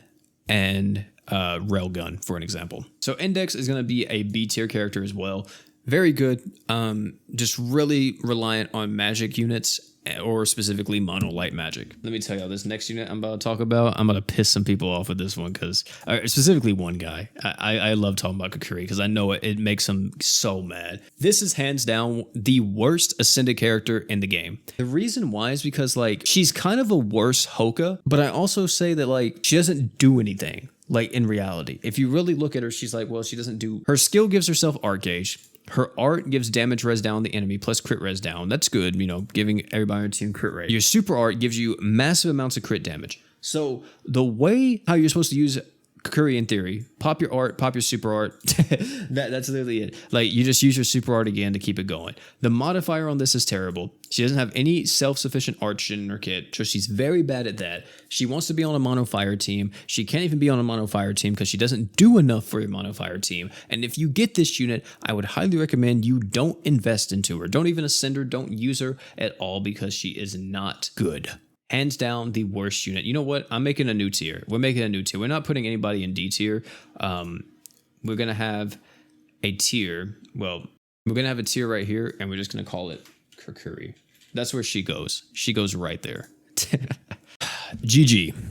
GG himself, man. GG is a cool unit, and he's definitely, a lot of people were upset with him, me included. I just felt like he kind of got hoed. He's really good in mono dark team. The same reason that Ultimate Paladin Roy is good on every team, GG can kind of do the same thing. You load into the quest, you get 100 arc gauge with GG some way, somehow. You pop off with his art. It gives demon allies 200 arc gauge. Instantly jump starts the entire team. That is where GG is the strongest, using him alongside other demons to give everyone 200 arc gauge. Once you do that, you just use your true art to stack dark res down, because more than likely you're using them alongside other dark demons. And then this is going to be like where he's the strongest. Just jumpstarting the team, using the true art on the dark res. You can use the super art for some damage, like his modifier is relatively high. He has a really good damage buff, but I wouldn't really recommend doing this in a lot of cases, just because his damage takes a very long time to come out, and I think you're better off just buffing up someone else's DPS. But if you use GG in like any other setting, you're probably going to be pretty disappointed just because his damage isn't that high and his art gauge up is very good. Just like the 100 arts, even this, like you can technically just use him on a team just to give 100 art gauge to everybody, but definitely shines the most in Mono Dark Demon. GG is going to be going more in like B tier. I would even put him C tier to be honest, but just because he does have that synergy with Mono Dark Demon, he is pretty good. Long, the bleed attacker. That's all you need to know about him. He is only here to bleed the enemy. Use his true art to increase the bleeding, just like how we talked about with Halloween Charlotte. You can use equips that inflict bleed if you want. Like I think his true weapon does it, doesn't it? Doesn't it increase bleed? Oh, it doesn't. Wow. Okay, well, it does give you 40% damage, but if you want to get bleed on instantly, you could use a bleed 5-star physical equip here, bleed the enemy with that equip plus his true art, so you only have to use his true art twice, or you could just, use his true weapon, use his true art 3 times, get all 3 bleeds on the enemy, and then pop off with his super art, and you just start spamming your super art over and over, unless you need to inflict disease. Some bosses require you to inflict disease, so he's one of the best units at doing that. And if you need to do that, weave this art in there whenever you can. He's pretty straightforward. He's not terrible. He's not bad. But I think in most cases, he's a C tier unit unless you need him. He's like a very niche character. If you need his bleeds and his disease, he's like an A tier. But if you don't need it, he's a C tier unit. Luana, also one of the worst characters in the game, but I can see about, I can get behind making her work personally.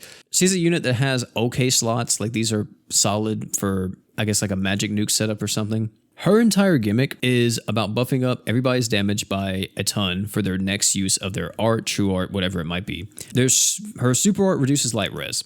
If the enemy's below 30% HP, she reduces light res by 200% instead. Overall, not the greatest. That is her whole gimmick, using her super art to get a massive amount of light res down on the enemy and then buffing up everybody's damage with their next use of their arts. If you use her on a human team, you get more damage, but that's literally it. If you want to make this unit work, you need to use her alongside a human magic team, and specifically use her alongside characters that can buff up light damage or human damage. They can buff up light damage or magic damage to be able to make use of this.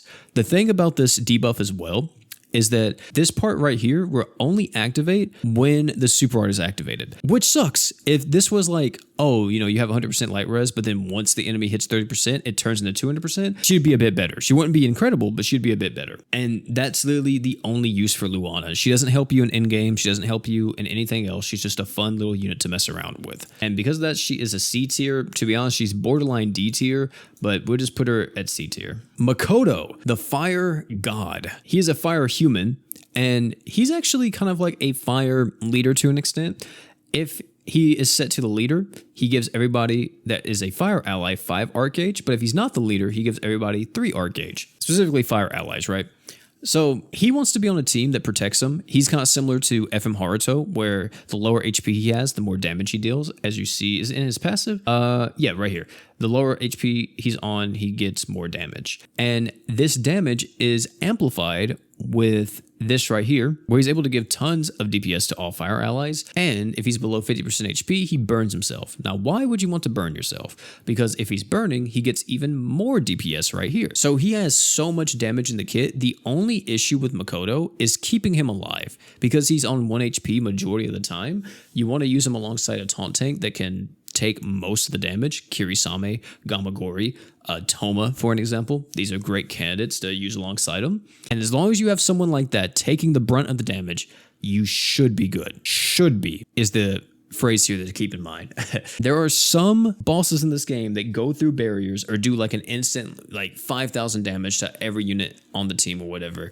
And that will kill Makoto. It will insta-kill him. In most cases, you don't have to worry about that. Another thing that makes Makoto very strong is also his true art. His true art is an instant 150% DR down on the enemy. This allows Makoto not only to be in a team that protects him and allows him to do all the damage, this also works as Makoto being a strong nuke support character for other units. Since this True Art is very fast, you can just get 200 arc gauge by using whoever. Hop over the True Art, get tons of DR down on the enemy, and then just use another unit to blow up the boss. But not something that you need to do.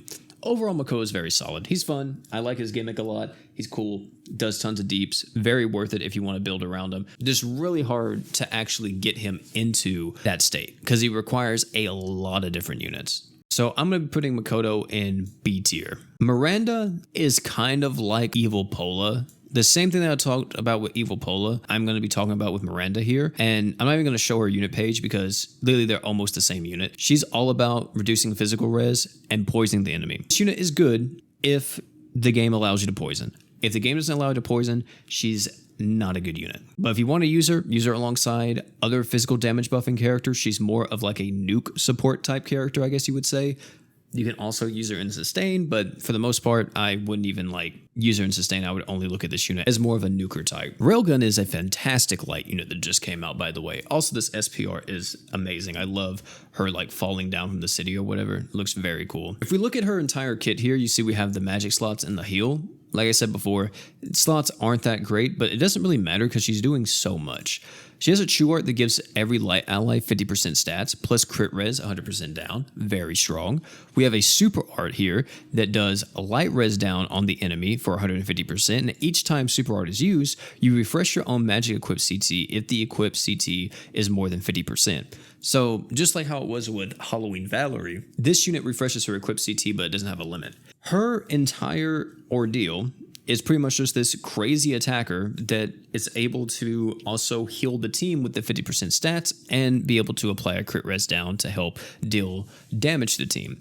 Even though Mono Light is very competitive, she is a easy slot in for Mono Light because look what she is. She's a light human. So if you don't want to use Fern on your team, you could technically get away with using Railgun, but just make sure you have another Archgener like BF Emperor or somebody to make up for the Archgen so there's no dead moments on that team because that team is very susceptible to not having any arc gauge and your team just not doing anything. So you want to make sure that doesn't ever happen. True Weapon is also very good. If you have it on her, it gives her 40% magic res down. Oh, it says 20, but if you read here, this effect is actually doubled when it's equipped by her. And if you want to, you can actually run 2 of these on her. I personally, though, would recommend that if you're running a Mono Light, you don't run this on her because it doesn't give her any other passive damage effect or anything. You just either opt in for more arc gauge with some type of magic item, or you use this item over here, Shaltyr's Parasol. Magic damage, but it reduces the enemy's light res by 30% for 12 seconds, and it stacks. It's on the 50-second cooldown, which, is kind of whatever, but this will help out your team a lot more than just the magic res, especially if you're doing a Mono Light setup with her. This is going to help you out so much. Of course, this is a bit more of an exclusive equip because you had to be here for what collab with Shaltyr? Is that Overlord? I think that's Overlord. So if you weren't here for the Overlord collab, you won't even have a chance of getting it, but if you have it, then there you go. You can use it to stack light res down on the enemy, plus buff up her damage. Railgun's going to be going into A tier, very strong unit, very good DPS, and very good utility with the stats up and the crit res down. Another character that is queen utility is Momo. Momo came out with the Den crossover, and she is all about supporting the team. Even though she is a water unit, and water doesn't really need this is still very good. So her art is what makes her her. She gives everybody 25 arc gauge, and then for 20 seconds, you reduce allies' damage taken from humans, demons, and beast. 3 of the big races that you fight in this game, or I would say 2, are demon and beast. Third one would be gods. Also, this kind of DR right here stacks with other DRs from people's arts, since it's a very unique DR buff. After this, this is her main utility, just giving you more damage res if you need it. If you're not fighting one of these bosses, she's kind of bad to an extent. She has equipped CT in the True Art. That's great. It works. It's cool. It's 50%. It's very high. Mono Water actually doesn't have an equipped CT buffer, really, so this is perfect for them, but you definitely don't need it. You know, this is cool. It's not needed though, but you definitely don't need it. Super art gives you super crit rate, plus it also gives you 200% water damage to everybody. Water allies will definitely appreciate it, but like I said before, it's not needed. They already have enough damage as is to kill most stuff. And she also gives herself even more super crit with her HP, and she gives herself more crit rate. Overall, she's cool. She's definitely more of a utility character, but if you don't need her in any of these fights right here, then you won't be using her. So since she is more of this utility character, she's kind of going in the B tier. You're going to be seeing a lot of characters going here in the B tier because they're just kind of middle of the road.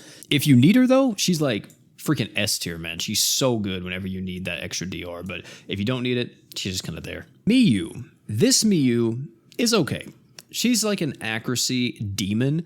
Use her on a team with some archgeners, buff up her damage, pop off with her true art, gives you attack and accuracy, use your super art to get tons of damage to all human allies, and also defense ignore, and you just blow up bosses. She can also be used alongside nuke setups at times, and use this to buff up other human allies. I definitely have done that with a few teams because this 200% damage buff is just so fat. But you don't need it. You definitely don't need to use it. You don't need to use it for that. She can just be an accuracy unit for you, and she's going to be fine. She works. She's good. She's a very strong attacker, even now. And she is going to be a B tier attacker. Momon. This used to be, I would say he still is, one of the best damage buffing characters in the entire game, especially if you're a Dark Demon. His entire ordeal is that if you're to the right of him, as you see here, if he's above 80% HP and if you're to the right of Momon, he gives you 250% damage.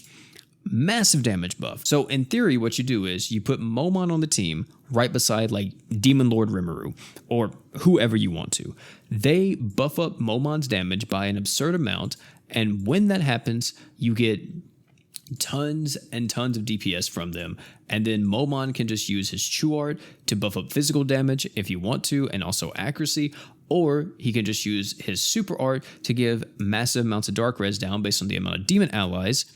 And if you need it, he can also give someone 100% crit rate. And if you need it, he can give the ally to the right of him plus himself 100% crit rate. He is the damage buffing guy. If you want to buff up damage, you use Momon. However, to that same extent, Momon has some glaring issues. His slots are terrible. They're good if you need additional DR, but if you don't need the additional damage mitigation, these are god awful. It's not good for nuking. It's not good for even like some sustained fights. This feels very bad sometimes, and it sucks with the archgen. However, if you can get around his slots, he is, like I said, the best damage buffer in the game, if not just one of the best. So Momon's going to be in B tier. I would put him in A tier because, you know what, yeah, we'll put him in A tier just for the simple fact that even though, yes, he's really good with other dark allies, he is very good with pretty much any unit in the game that just wants to be buffed as much as possible. Like if you wanted to supercharge one unit, you would use Momon. Well, even then, I'm still putting him in B tier because he still functions like that. But in most cases, if you're not buffing up somebody to Kingdom Come, you're not going to be using Momon. Narberal Gamma is another character that loves to buff up allies. If you see here, she is very good with other demon allies because she gives everybody 50 arc gauge at the start of the quest if they're a demon. And if you are the leader, right here on the True Art, she gives you 200% damage and 30% DR. This is really good because it works not only as a damage buff, but also with other taunt tanks in the game. If you want to just buff up their DR as much as possible, you just throw Gamma on the team, make them the leader, and then Gamma now gives them 30% DR, and it lasts for 25 seconds. This is the extent of Gamma's like power, I guess. Apart from just doing that, you don't really use her for the most part. I mean, the art is cool if you're fighting a magic boss, then you can make use of the magic res and also the arc gauge buff, but for the most part, you mainly use her for this buff and nothing else. She is a really good nuke support though, because of these 2 support slots. You can use 2 type zeros on her and help like battery your team by giving everybody 100 arc gauge right out the gate. Overall, though, I think Gamma's about a B tier unit. She used to be very good. I would say like possibly A tier. But nowadays, I mean, so many units just start with like art gauge, or there's just so many ways to just get tons of arts instantly. You don't really need to rely on someone having double support slots like you used to. Nonan, one of the other Kill la Kill characters. She's okay. She's all right. That's all I can say about her. Use her on a team with light human allies. Everybody on the team gets 50 arc gauge. This isn't just 50 arc gauge at the start of the quest. This is per wave. So if you have, for an example, a light human team, you go through 3 waves. That's 150 arc gauge just from Nonon alone. That's pretty impressive, to be honest. If you wanted to like supercharge your light team, I guess, you know, with her and like Kenshin, you could, but I don't think it's worth. She doesn't do enough on her own. She also has magic res and break res right here, which is okay, but she's not really a breaker. And the break res is nice, but considering Hero Saitama's in the game, the 50% definitely is a bit better than his 30, but you don't really need to like use this on the team. And if you need a light breaker, well, she's not out in global yet, but you're going to be having Sanctus Platina soon, and that can work for you. I guess you could run Nonon in a light magic comp if you wanted to, and that could work, but for the most part, I don't think you really look her way at all. And I would say she's like a C tier character in most cases. One character that's having a massive glow up here is Oi. Oi is legitimately insane now. Whenever this unit first came out, I was saying how he's not that good. He's kind of whatever. He's solid at most. But Oi has so much going for him, man. He has 150% accuracy. With his 150% accuracy is very strong in Grand Crusade. Whenever enemies gain evasion, the more and more you go up. Plus, this pretty much counters majority of evasion bosses in this game. Like, I don't think there's an evasion boss where you need more than like 150%. So just this alone will already make them be able to hit bosses. Not to mention too, this reduces, this also reduces DR to the enemy, and it gives them arc gauge. This is such a loaded true art. I don't know why they did this. This is ridiculous how much this is loaded, but you get DR down, you get arc gauge, and you get accuracy. Upon using that true art, you can just go in with the super art. The super art reduces enemies' magic res by 150%, but it also gives your entire team freeze and paralysis res. This may not sound that impactful, but in reality, it really is. Because these are 2 stats elements that you don't want your team to ever get afflicted by. And whenever they do, it's like game over most of the time. So giving your team the 100% freeze and paralysis res, when you already are going to be having more freeze and paralysis res on the team, probably because of like a defense item or another unit or whatever, that's insane. And the thing is that this guy doesn't even need to be used on a magic team. As you saw earlier with Aira, you know, being able to buff up attack, use him with Aira and he's going to be great. Use him with anybody that gives attack buffs, you know, damage buffs, archgen, whatever. Make sure that he can be protected by like some type of barrier or something or taunt tank, and you're good. Also, if you never saw Shangri-La Frontier, the reason why I keep saying him is because he is a guy. I know this is a girl avatar, but it's a dude. So Oi is honestly going to be an A tier unit now, but specifically if we're considering Grand Crusade, Okaroon is our next character. He is like Jay, but technically a whole lot better, depending on how you look at it. Jay gives you art gauge as well in his art and a bunch of other stuff. Okaroon is just straight damage. He can handle all the DPS. Every single wave, he gets 200 art gauge, as you see here. Every single wave, you get this. Very good. He also has it to where within the first 2 minutes of the quest, you get 30% DR. Very strong, because most quests don't last more than 2 minutes. So this is very impactful. Plus, this is a passive effect, meaning that it works with any active DR that you have on the team or other passive DRs, of course, apart from itself. The bad part about this is that if you get near death, the passive ends prematurely. So keep that in mind. But the way how you use this guy, you put him on any team in the game you want to, and you just use his true art every single wave. Every single wave you use his true art. Everybody gets more attack, everybody gets more damage, every wave. And that's the entire gimmick. Keep using this every single wave. On the final wave, more than likely you'll already have a super art, because some way, somehow you're going to get 100 art gauge from other units on your team or something else. You pop up with your super art is very fast. You can imagine with a massive amount of attack and physical damage up, you can blow up bosses. The crazy part is that a lot of people, whenever this came out, myself included, wind up getting multiple copies of Okaroon, so we could really solidify using him with like other nukers and stuff, or just himself to buff up his attack and damage as much as possible. So whenever he does use the super art, he just insta kills. Like, he's another quality of life unit where a lot of stuff in this game that needs to be farmed quick or whatever, you can use him and he just works. Like, I know we say that they add quality of life and quality of life is free to play, but truly these type of units, these are like paid quality of life characters. So because of that, Okarun is like Jay, he's going to be in the S tier. Valentine's Priscilla is the mono fire goddess. And I want to say too, she's a bit better than just like being in mono fire. She can be used in a lot of cases. Her slots, incredible. Look at these. Oh my goodness. Her art is a massive 50% heal to the team. The true art gives you art gauge to everyone. She's type F, that's very good. And the super art is a physical damage buff and a damage res. She can be used pretty much with everybody. Like, it's not just only mono fire. She's very solid with damn near every character in the game, including physical characters, especially physical. But if you're a physical fire character, that's what she really wants you to be. Use her on mono fire with Summer Iris and Sunraku. You're going to put in a lot of work with her. Or use her with any team in the game, and you're going to do absolute work with her. She's a fantastic unit and an easy A tier character that just gets even better on her respected mono team. Saiger Zero is still phenomenal. I want to say Saiger Zero is so good still, man. She's a great character. Kind of has the same curse as Momon and them. Terrible slots for most cases, especially nuking, which she's very good at, and kind of what she's known for to an extent.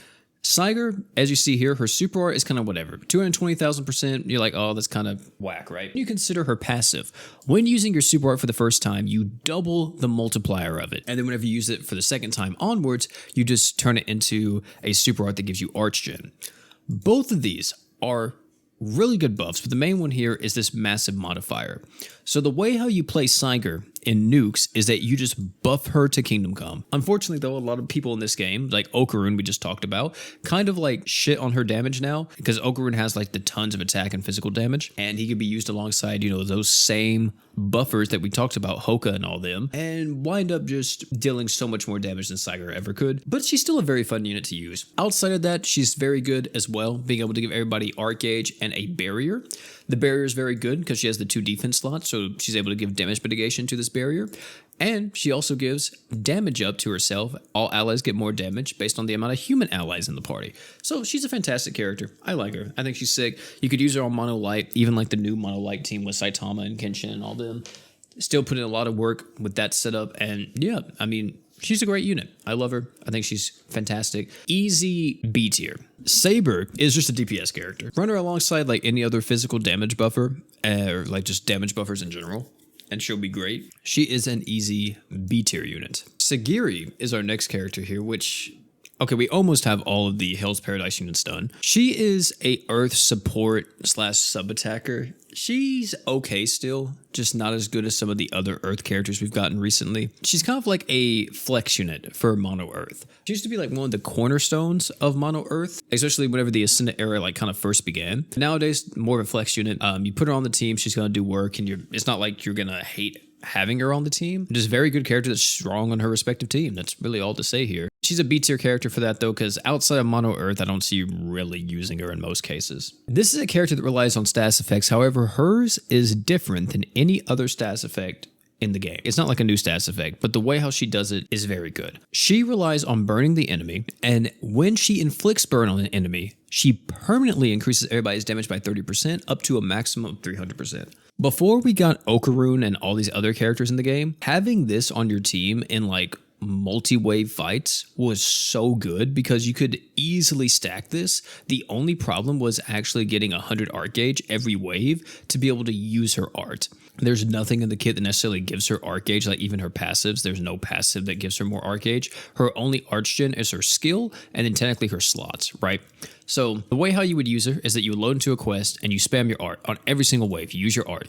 And based on however many burns you get tons of damage. And by the time you reach the final boss, more than likely your team will just insta-kill the boss because of the amount of damage ups you have.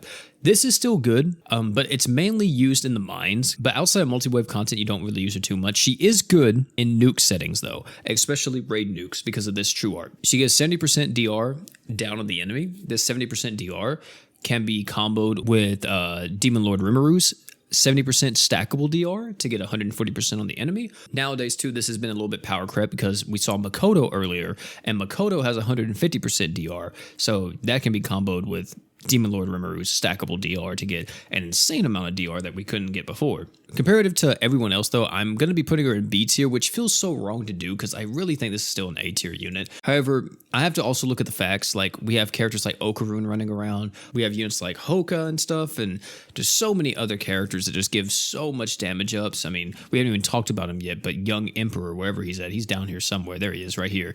Like, he gives tons of damage ups to light allies. Like, just giving 300% now isn't as good as it used to be back in the day, which sounds ridiculous. Saying 300% is not super impressive anymore because units just give you that now. Sagara.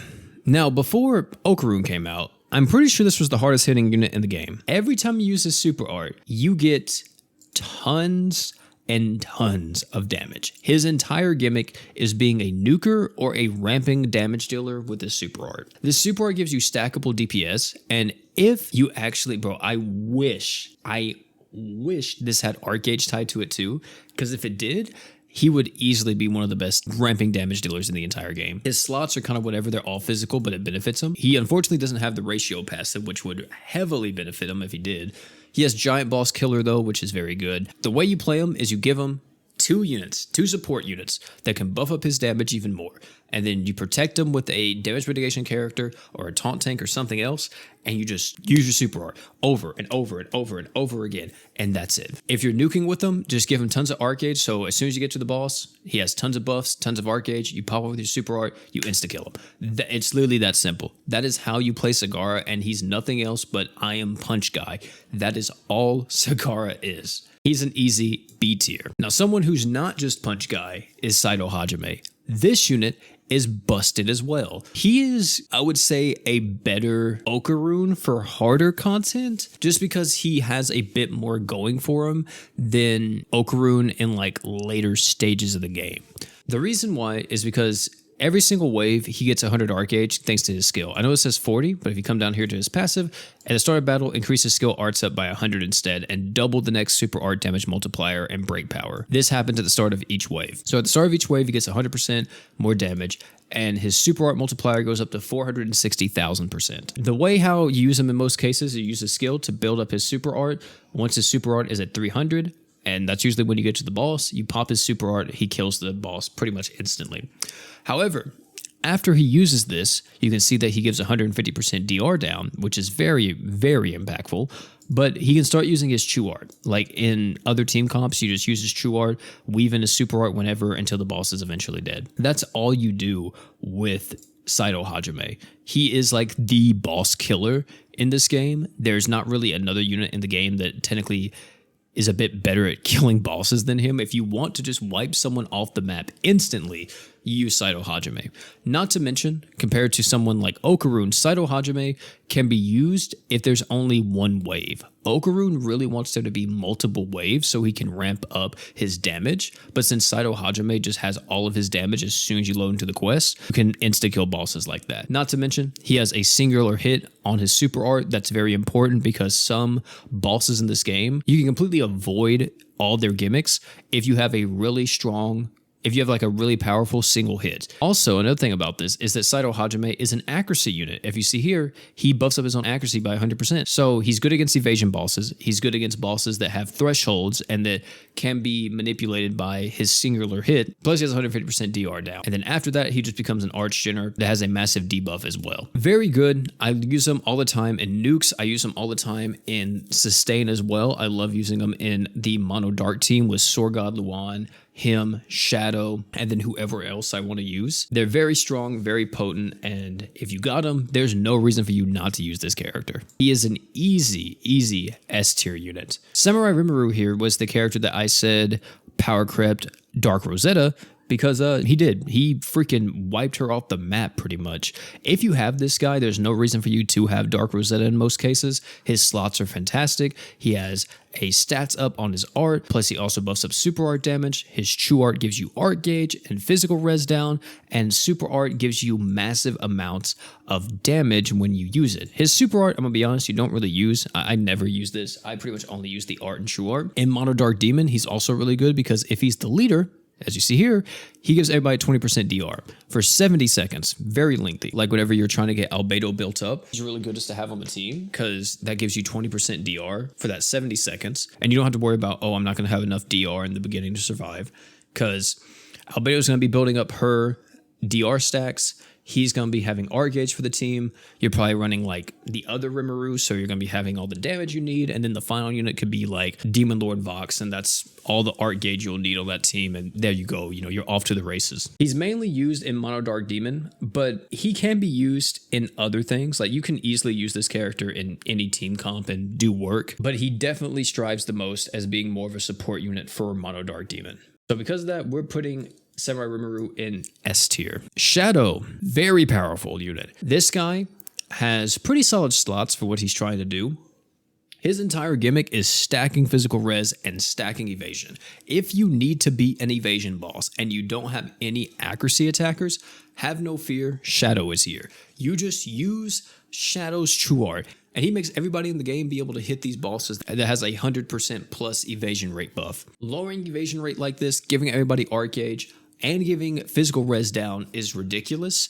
And whenever you need to as well, you can also pop off with his art, which buffs up his own attack, which is cool, but it gives everybody on the team freeze and paralysis res. Very good. I've cleared a lot of pieces of content by using Shadow as the main freeze or paralysis res character on my team and just using the true art, just looping these two. True art, art. True art, art. That was all that I was doing. His super art comes up every now and again. It gives you a 200% damage buff, which is nice, and it gives you defense ignore, but his main bread and butter is this true art, man. This is everything to him. One thing that's really good, though, is that if you use him alongside Sword God Luan, he gives that team even more art gauge, because Sword God Luan already gives some arts to everybody, but Shadow also gives arts to everyone with this passive. If you're a Dark Ally, you just get 5 arts per second. Very good character, very strong. There's no reason for you not to use this unit whenever you need him, and easily an S tier unit, man. I love Shadow so much. If you ever hear me say Senki, this is who I mean. Hazuki. I think her last name or her first name is named Senki. But Senki is one of the first Ascended characters you can kind of tell based on just like the text that we have here. She is all about going into Third Eye. When she's in Third Eye, she gets art gauge. And if the team is above 90% HP or higher, you activate True Third Eye and you get more attack and accuracy, which you're going to want this if you can do it. You know, every time you want to make sure everybody's above 90% HP. As soon as that happens, man, you just go in with her true art, activate Third Eye, and you just start using the true art. The true art gives you damage res, and then if you want to, you can use the art. The art gives you physical damage up. Every time you use it, it's a permanent increase. And then while you're stacking that, just keep looping it with this true art. Once this art is fully stacked, just go true art, super art. Super art gives everybody on the team 50% accuracy, and it reduced the enemy's light res by 100%. It's not as impactful as some of the other characters. I know we saw Railgun earlier, and Railgun had 150% light res down, but I guess for Mono Light, if you don't have Saitama, the other team that you could run is Senki, Kenshin, Summer, Chloe, and like whoever else in that last slot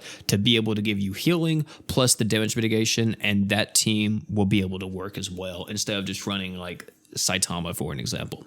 She's fallen off a little bit, but I still believe that she's an A tier unit at least. Back in the day, she was an easy S tier, but nowadays she's just an A tier character. We just have so much competition, it's hard to put her in that S tier now. Someone that isn't hard to put in S tier though is Star God. Star God is insane, bro. If you long press on the equip, it resets the cooldown. You only do it once per equip, once per quest. Very, very strong. This allows you to run a type 0 in her 5-star support, activate it, reset it, activate it again within the first like 2 seconds of the quest. It's very good. Same thing with her magic slots. It allows her to get instantly into her true art, which this is her main way she's spinning her arts. You're using her true art to get the equip CT buff to everybody and the light damage buff. You don't really care too much about the light damage. The main thing is the equip CT. And then that's it. Like you literally just use the true art. If you want to use the super art whenever you have it, just to buff up her damage, or if you have other light allies on the team. But for the most part, it's just the true art and the skill. The skill is very good too because it gives everybody on the team art gauge. I would highly recommend you take her up to LB7 because once you have her at LB7, you get this 4-star heal. And this 4-star heal allows you to use stuff like Blessed Necklace, for an example, which is very good in harder pieces of content where you're using a taunt tank. And let's say you throw the Blessed Necklace on the taunt tank. The taunt tank dies, the Blessed Necklace is gone. Well, you can reset the equip, instantly throw Blessed Necklace back onto the taunt tank. And then since you have this massive amount of equip CT, Blessed Necklace is going to be zooming through its cooldown time. And you're going to be able to have that up pretty much all the time. And in theory, your taunt tank probably won't die. And that's all you do with Star God. She's literally just like the equipped CT God. And I've said this since the beginning. This character gets better based on how good your equips are. If you're just starting out, this character may not seem that good because you don't have that good of equips. And also your equips aren't max limit broken and max enhanced and all that. But once you get better equips and you're more well established in the game, this becomes one of the strongest characters in the entire game and easily an S tier unit. Demon Edge Berwick. What is he so good about? Demon Edge Berwick has tons of physical damage ups and tons of damage that he can potentially deal. The problem is that it takes him a very long time to get into it. You have to use your True Art first. Your True Art activates Magia Drive. Then you have to use your Art. Your Art activates Magia Drive Unlimited. Then you have to go back into your True Art to get the 200% physical damage to everybody. Then once you have both of those up, you can finally go into the Super Art that gives you tons of DPS to the enemy. That is the entire game plan with Demon Edge Berwick. He needs two of the best Archers you have, plus like someone to kind of, help tank for the team. And he's going to put in work. In JP, they did kind of fix him a bit because they buffed him. I don't know if they've buffed him in Global. I don't know if we got that yet.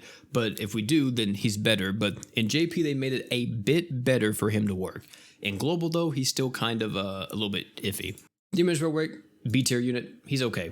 Shaltir, another DPS character. She's all about making a clone with her super art right here. You use her super art, you make a clone, and then you use her true art. That's all you do. Get the clone out, then start using the true art. The true art is going to deal double damage since it's going to be hitting it twice, and you get tons of crit damage up. Just supply her with Archgen and as much damage as possible, and you should be good in most cases. She's also, though, like a B tier attacker. Very strong sub-attacker for fire. She gives you really good slots for what she's doing. She has the magic damage on the true art. On her super art, she's able to give you 60 art gauge if you're above 80% HP. Which for mono fire, this isn't hard at all because you have like Valentine's Priscilla, Summer Iris, so many characters on that team that want to be above like a certain amount of HP.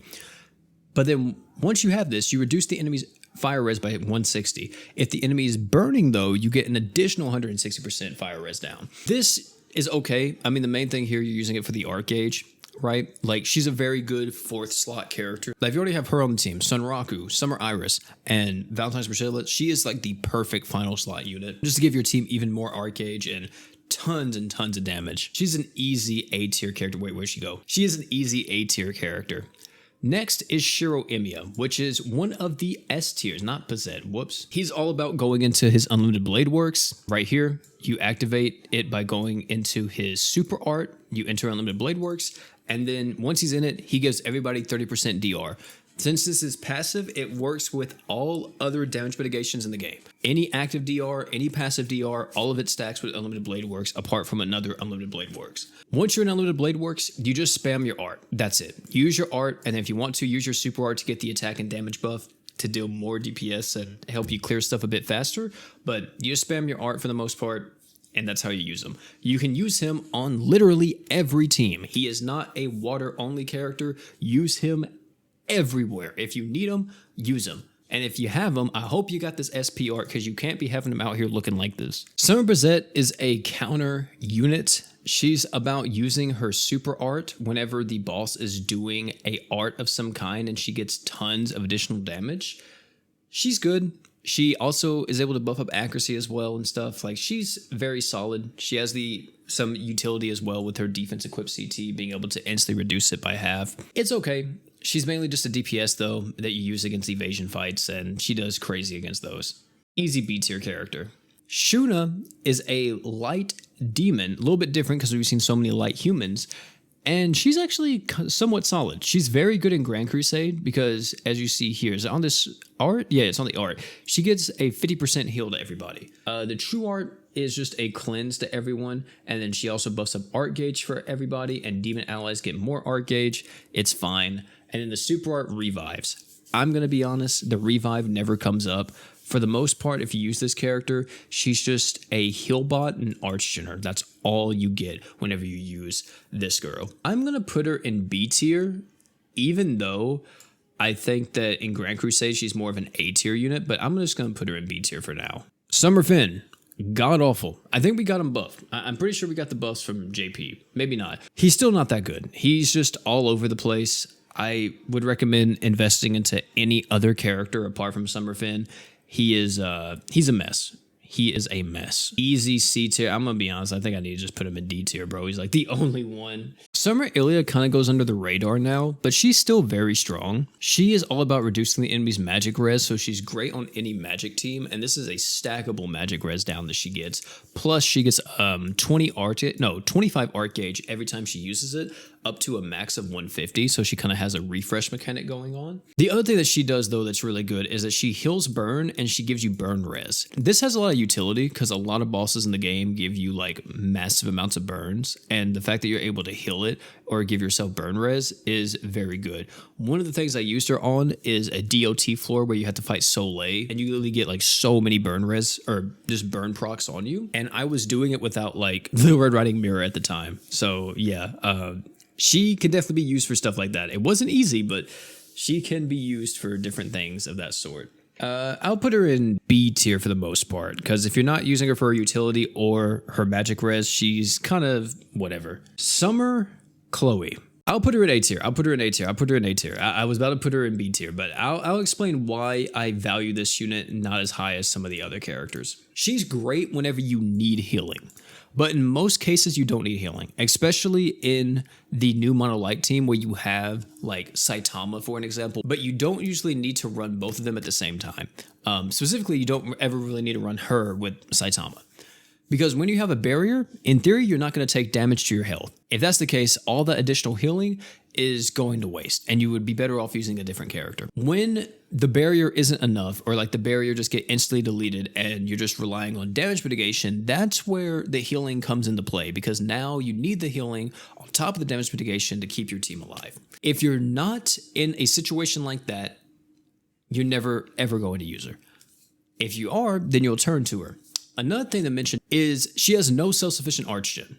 There is nothing in the kit that gives her arts apart from this true art, which for Mono Light, the new Mono Light team with Kenshin, Saitama, and all of them, if you're running her with them, bro, it gets bad. It gets so bad sometimes with the amount of arts. Another thing to mention as well is that she's type E, and she does not work with Frieren because of this. Frieren is also a type E archgener, which sucks because Frieren hard carries that team with Archgen. So she has a lot of stuff going against her. She's still a good unit, but she's not a character that you always turn to. The man Stark, what about him?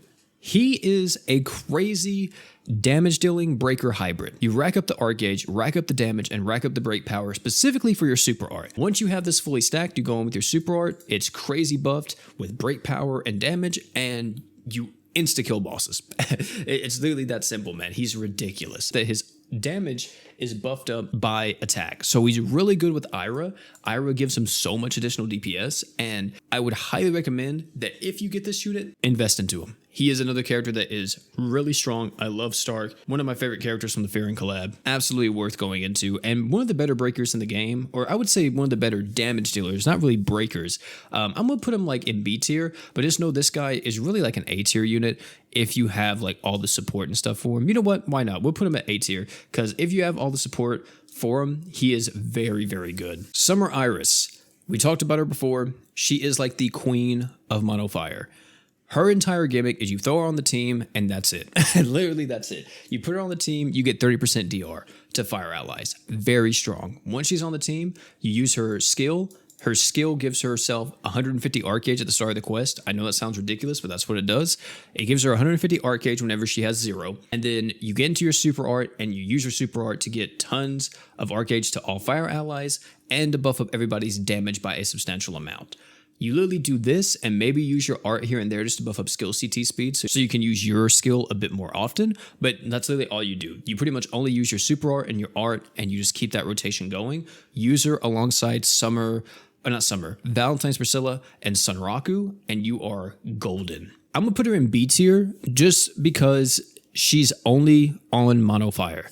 If you're only on mono fire, you're going to be a bit lower than someone that can be used in like all stages of the game. A character that can be used in all stages of the game though is right here, Summer, Luvia, and Rin. Summer, Luvia, and Rin are ridiculous, man. These units work like FM Haruto, except even better. You use Divine Arachnid's Blood on them to activate their passive. Their passive instantly goes off, gives everybody 200 arc gauge. Everybody gets 200 arc gauge. You then can use your true art to give everyone physical damage. She is the nuke support queen. If you are nuking, there is no reason for her not to be on your team if you have her.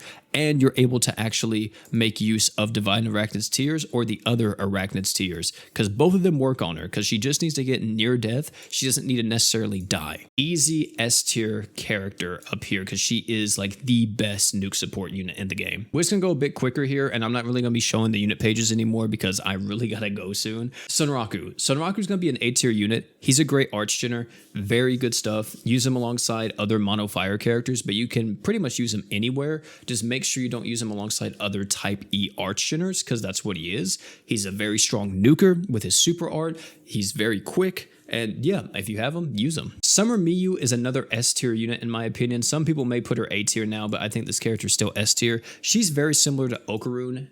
She's very similar to Okarun and Jay. We'll put all these three guys together. All these three do the same thing. Summer Miyu is all about buffing up arc gauge and physical damage. Okarun gives attack and damage, and Jay gives damage res down, and he can also buff up arc gauge as well with his art.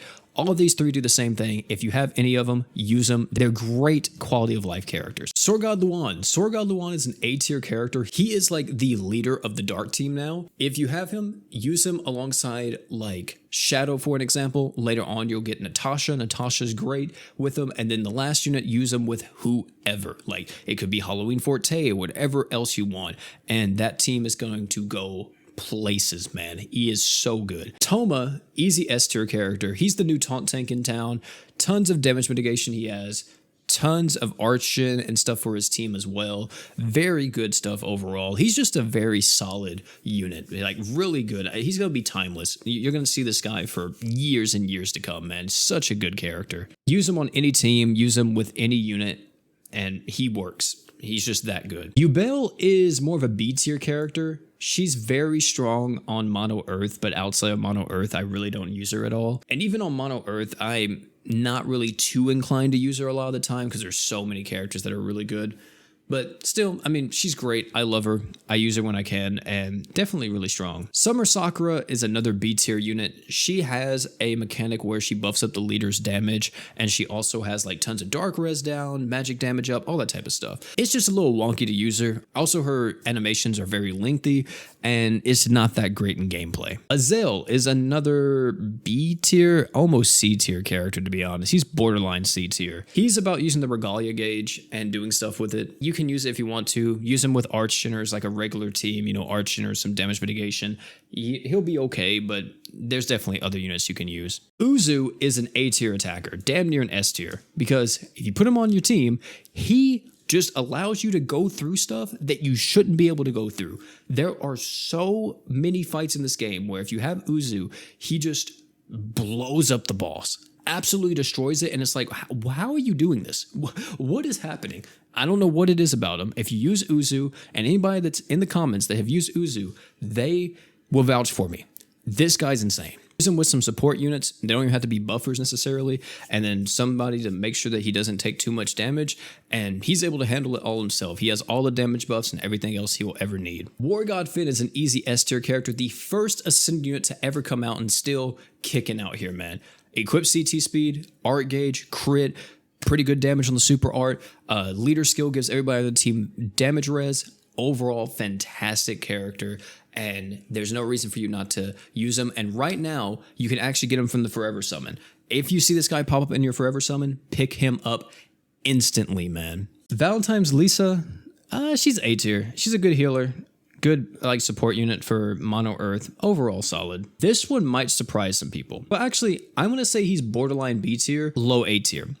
The reason for that is because he is only good in Mono Light.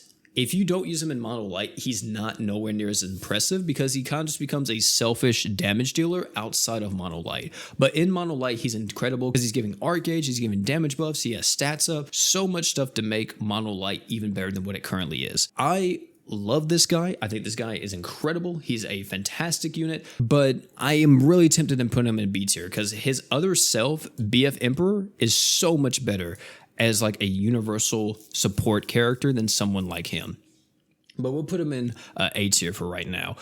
Pretty much use him on a Mono Light team. Kenshin, Saitama, and him are a fantastic trio. Veldora. Veldora is a B tier unit. I love Veldora though. He's great. He's a dragon. He's very unique race type. His super art is able to go through any kind of stats effect like freeze, paralysis, faint, any of that because he transforms into his dragon, and even if he gets inflicted by it, his super art still plays out. It's very powerful in that regard. Outside of that, he is pretty good at just blowing stuff up and kind of being a bit of a team player because he also gives like 200% attack to all Earth allies, and if I'm not mistaken, he also buffs up their paralysis and freeze res as well. Something like that. Does he do that? I think he gives them will not flinch. I could be wrong. He's a solid character, really good ratio passive too. If you have him, use him on your Earth team. He's a very fun character. Yuzu is probably an A tier unit now. She has tons of physical res down, pretty good arch gener, a dark unit so you can use her alongside like other dark characters and do a lot of work with that. Pretty much anybody that's a physical unit is going to love Uzu on their team. There's no reason for you not to use her in like nuke settings or raid nuke comps or whatever. Very solid even now. And that is actually everybody. The only unit that I don't think I added on here was Canary. I think she was the only character. For some reason, I just didn't have her icon.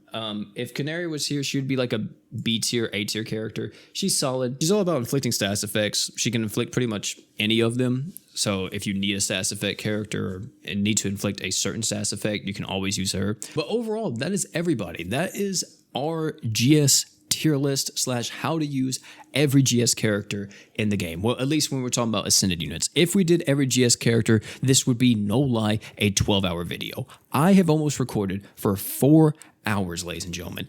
I gotta get ready to go to work soon.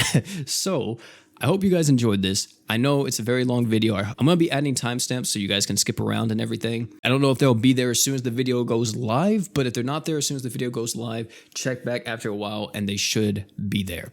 Either way, though, that's going to be it for this one. Thank you all again. And last but not least, you guys already know, don't forget to drink water.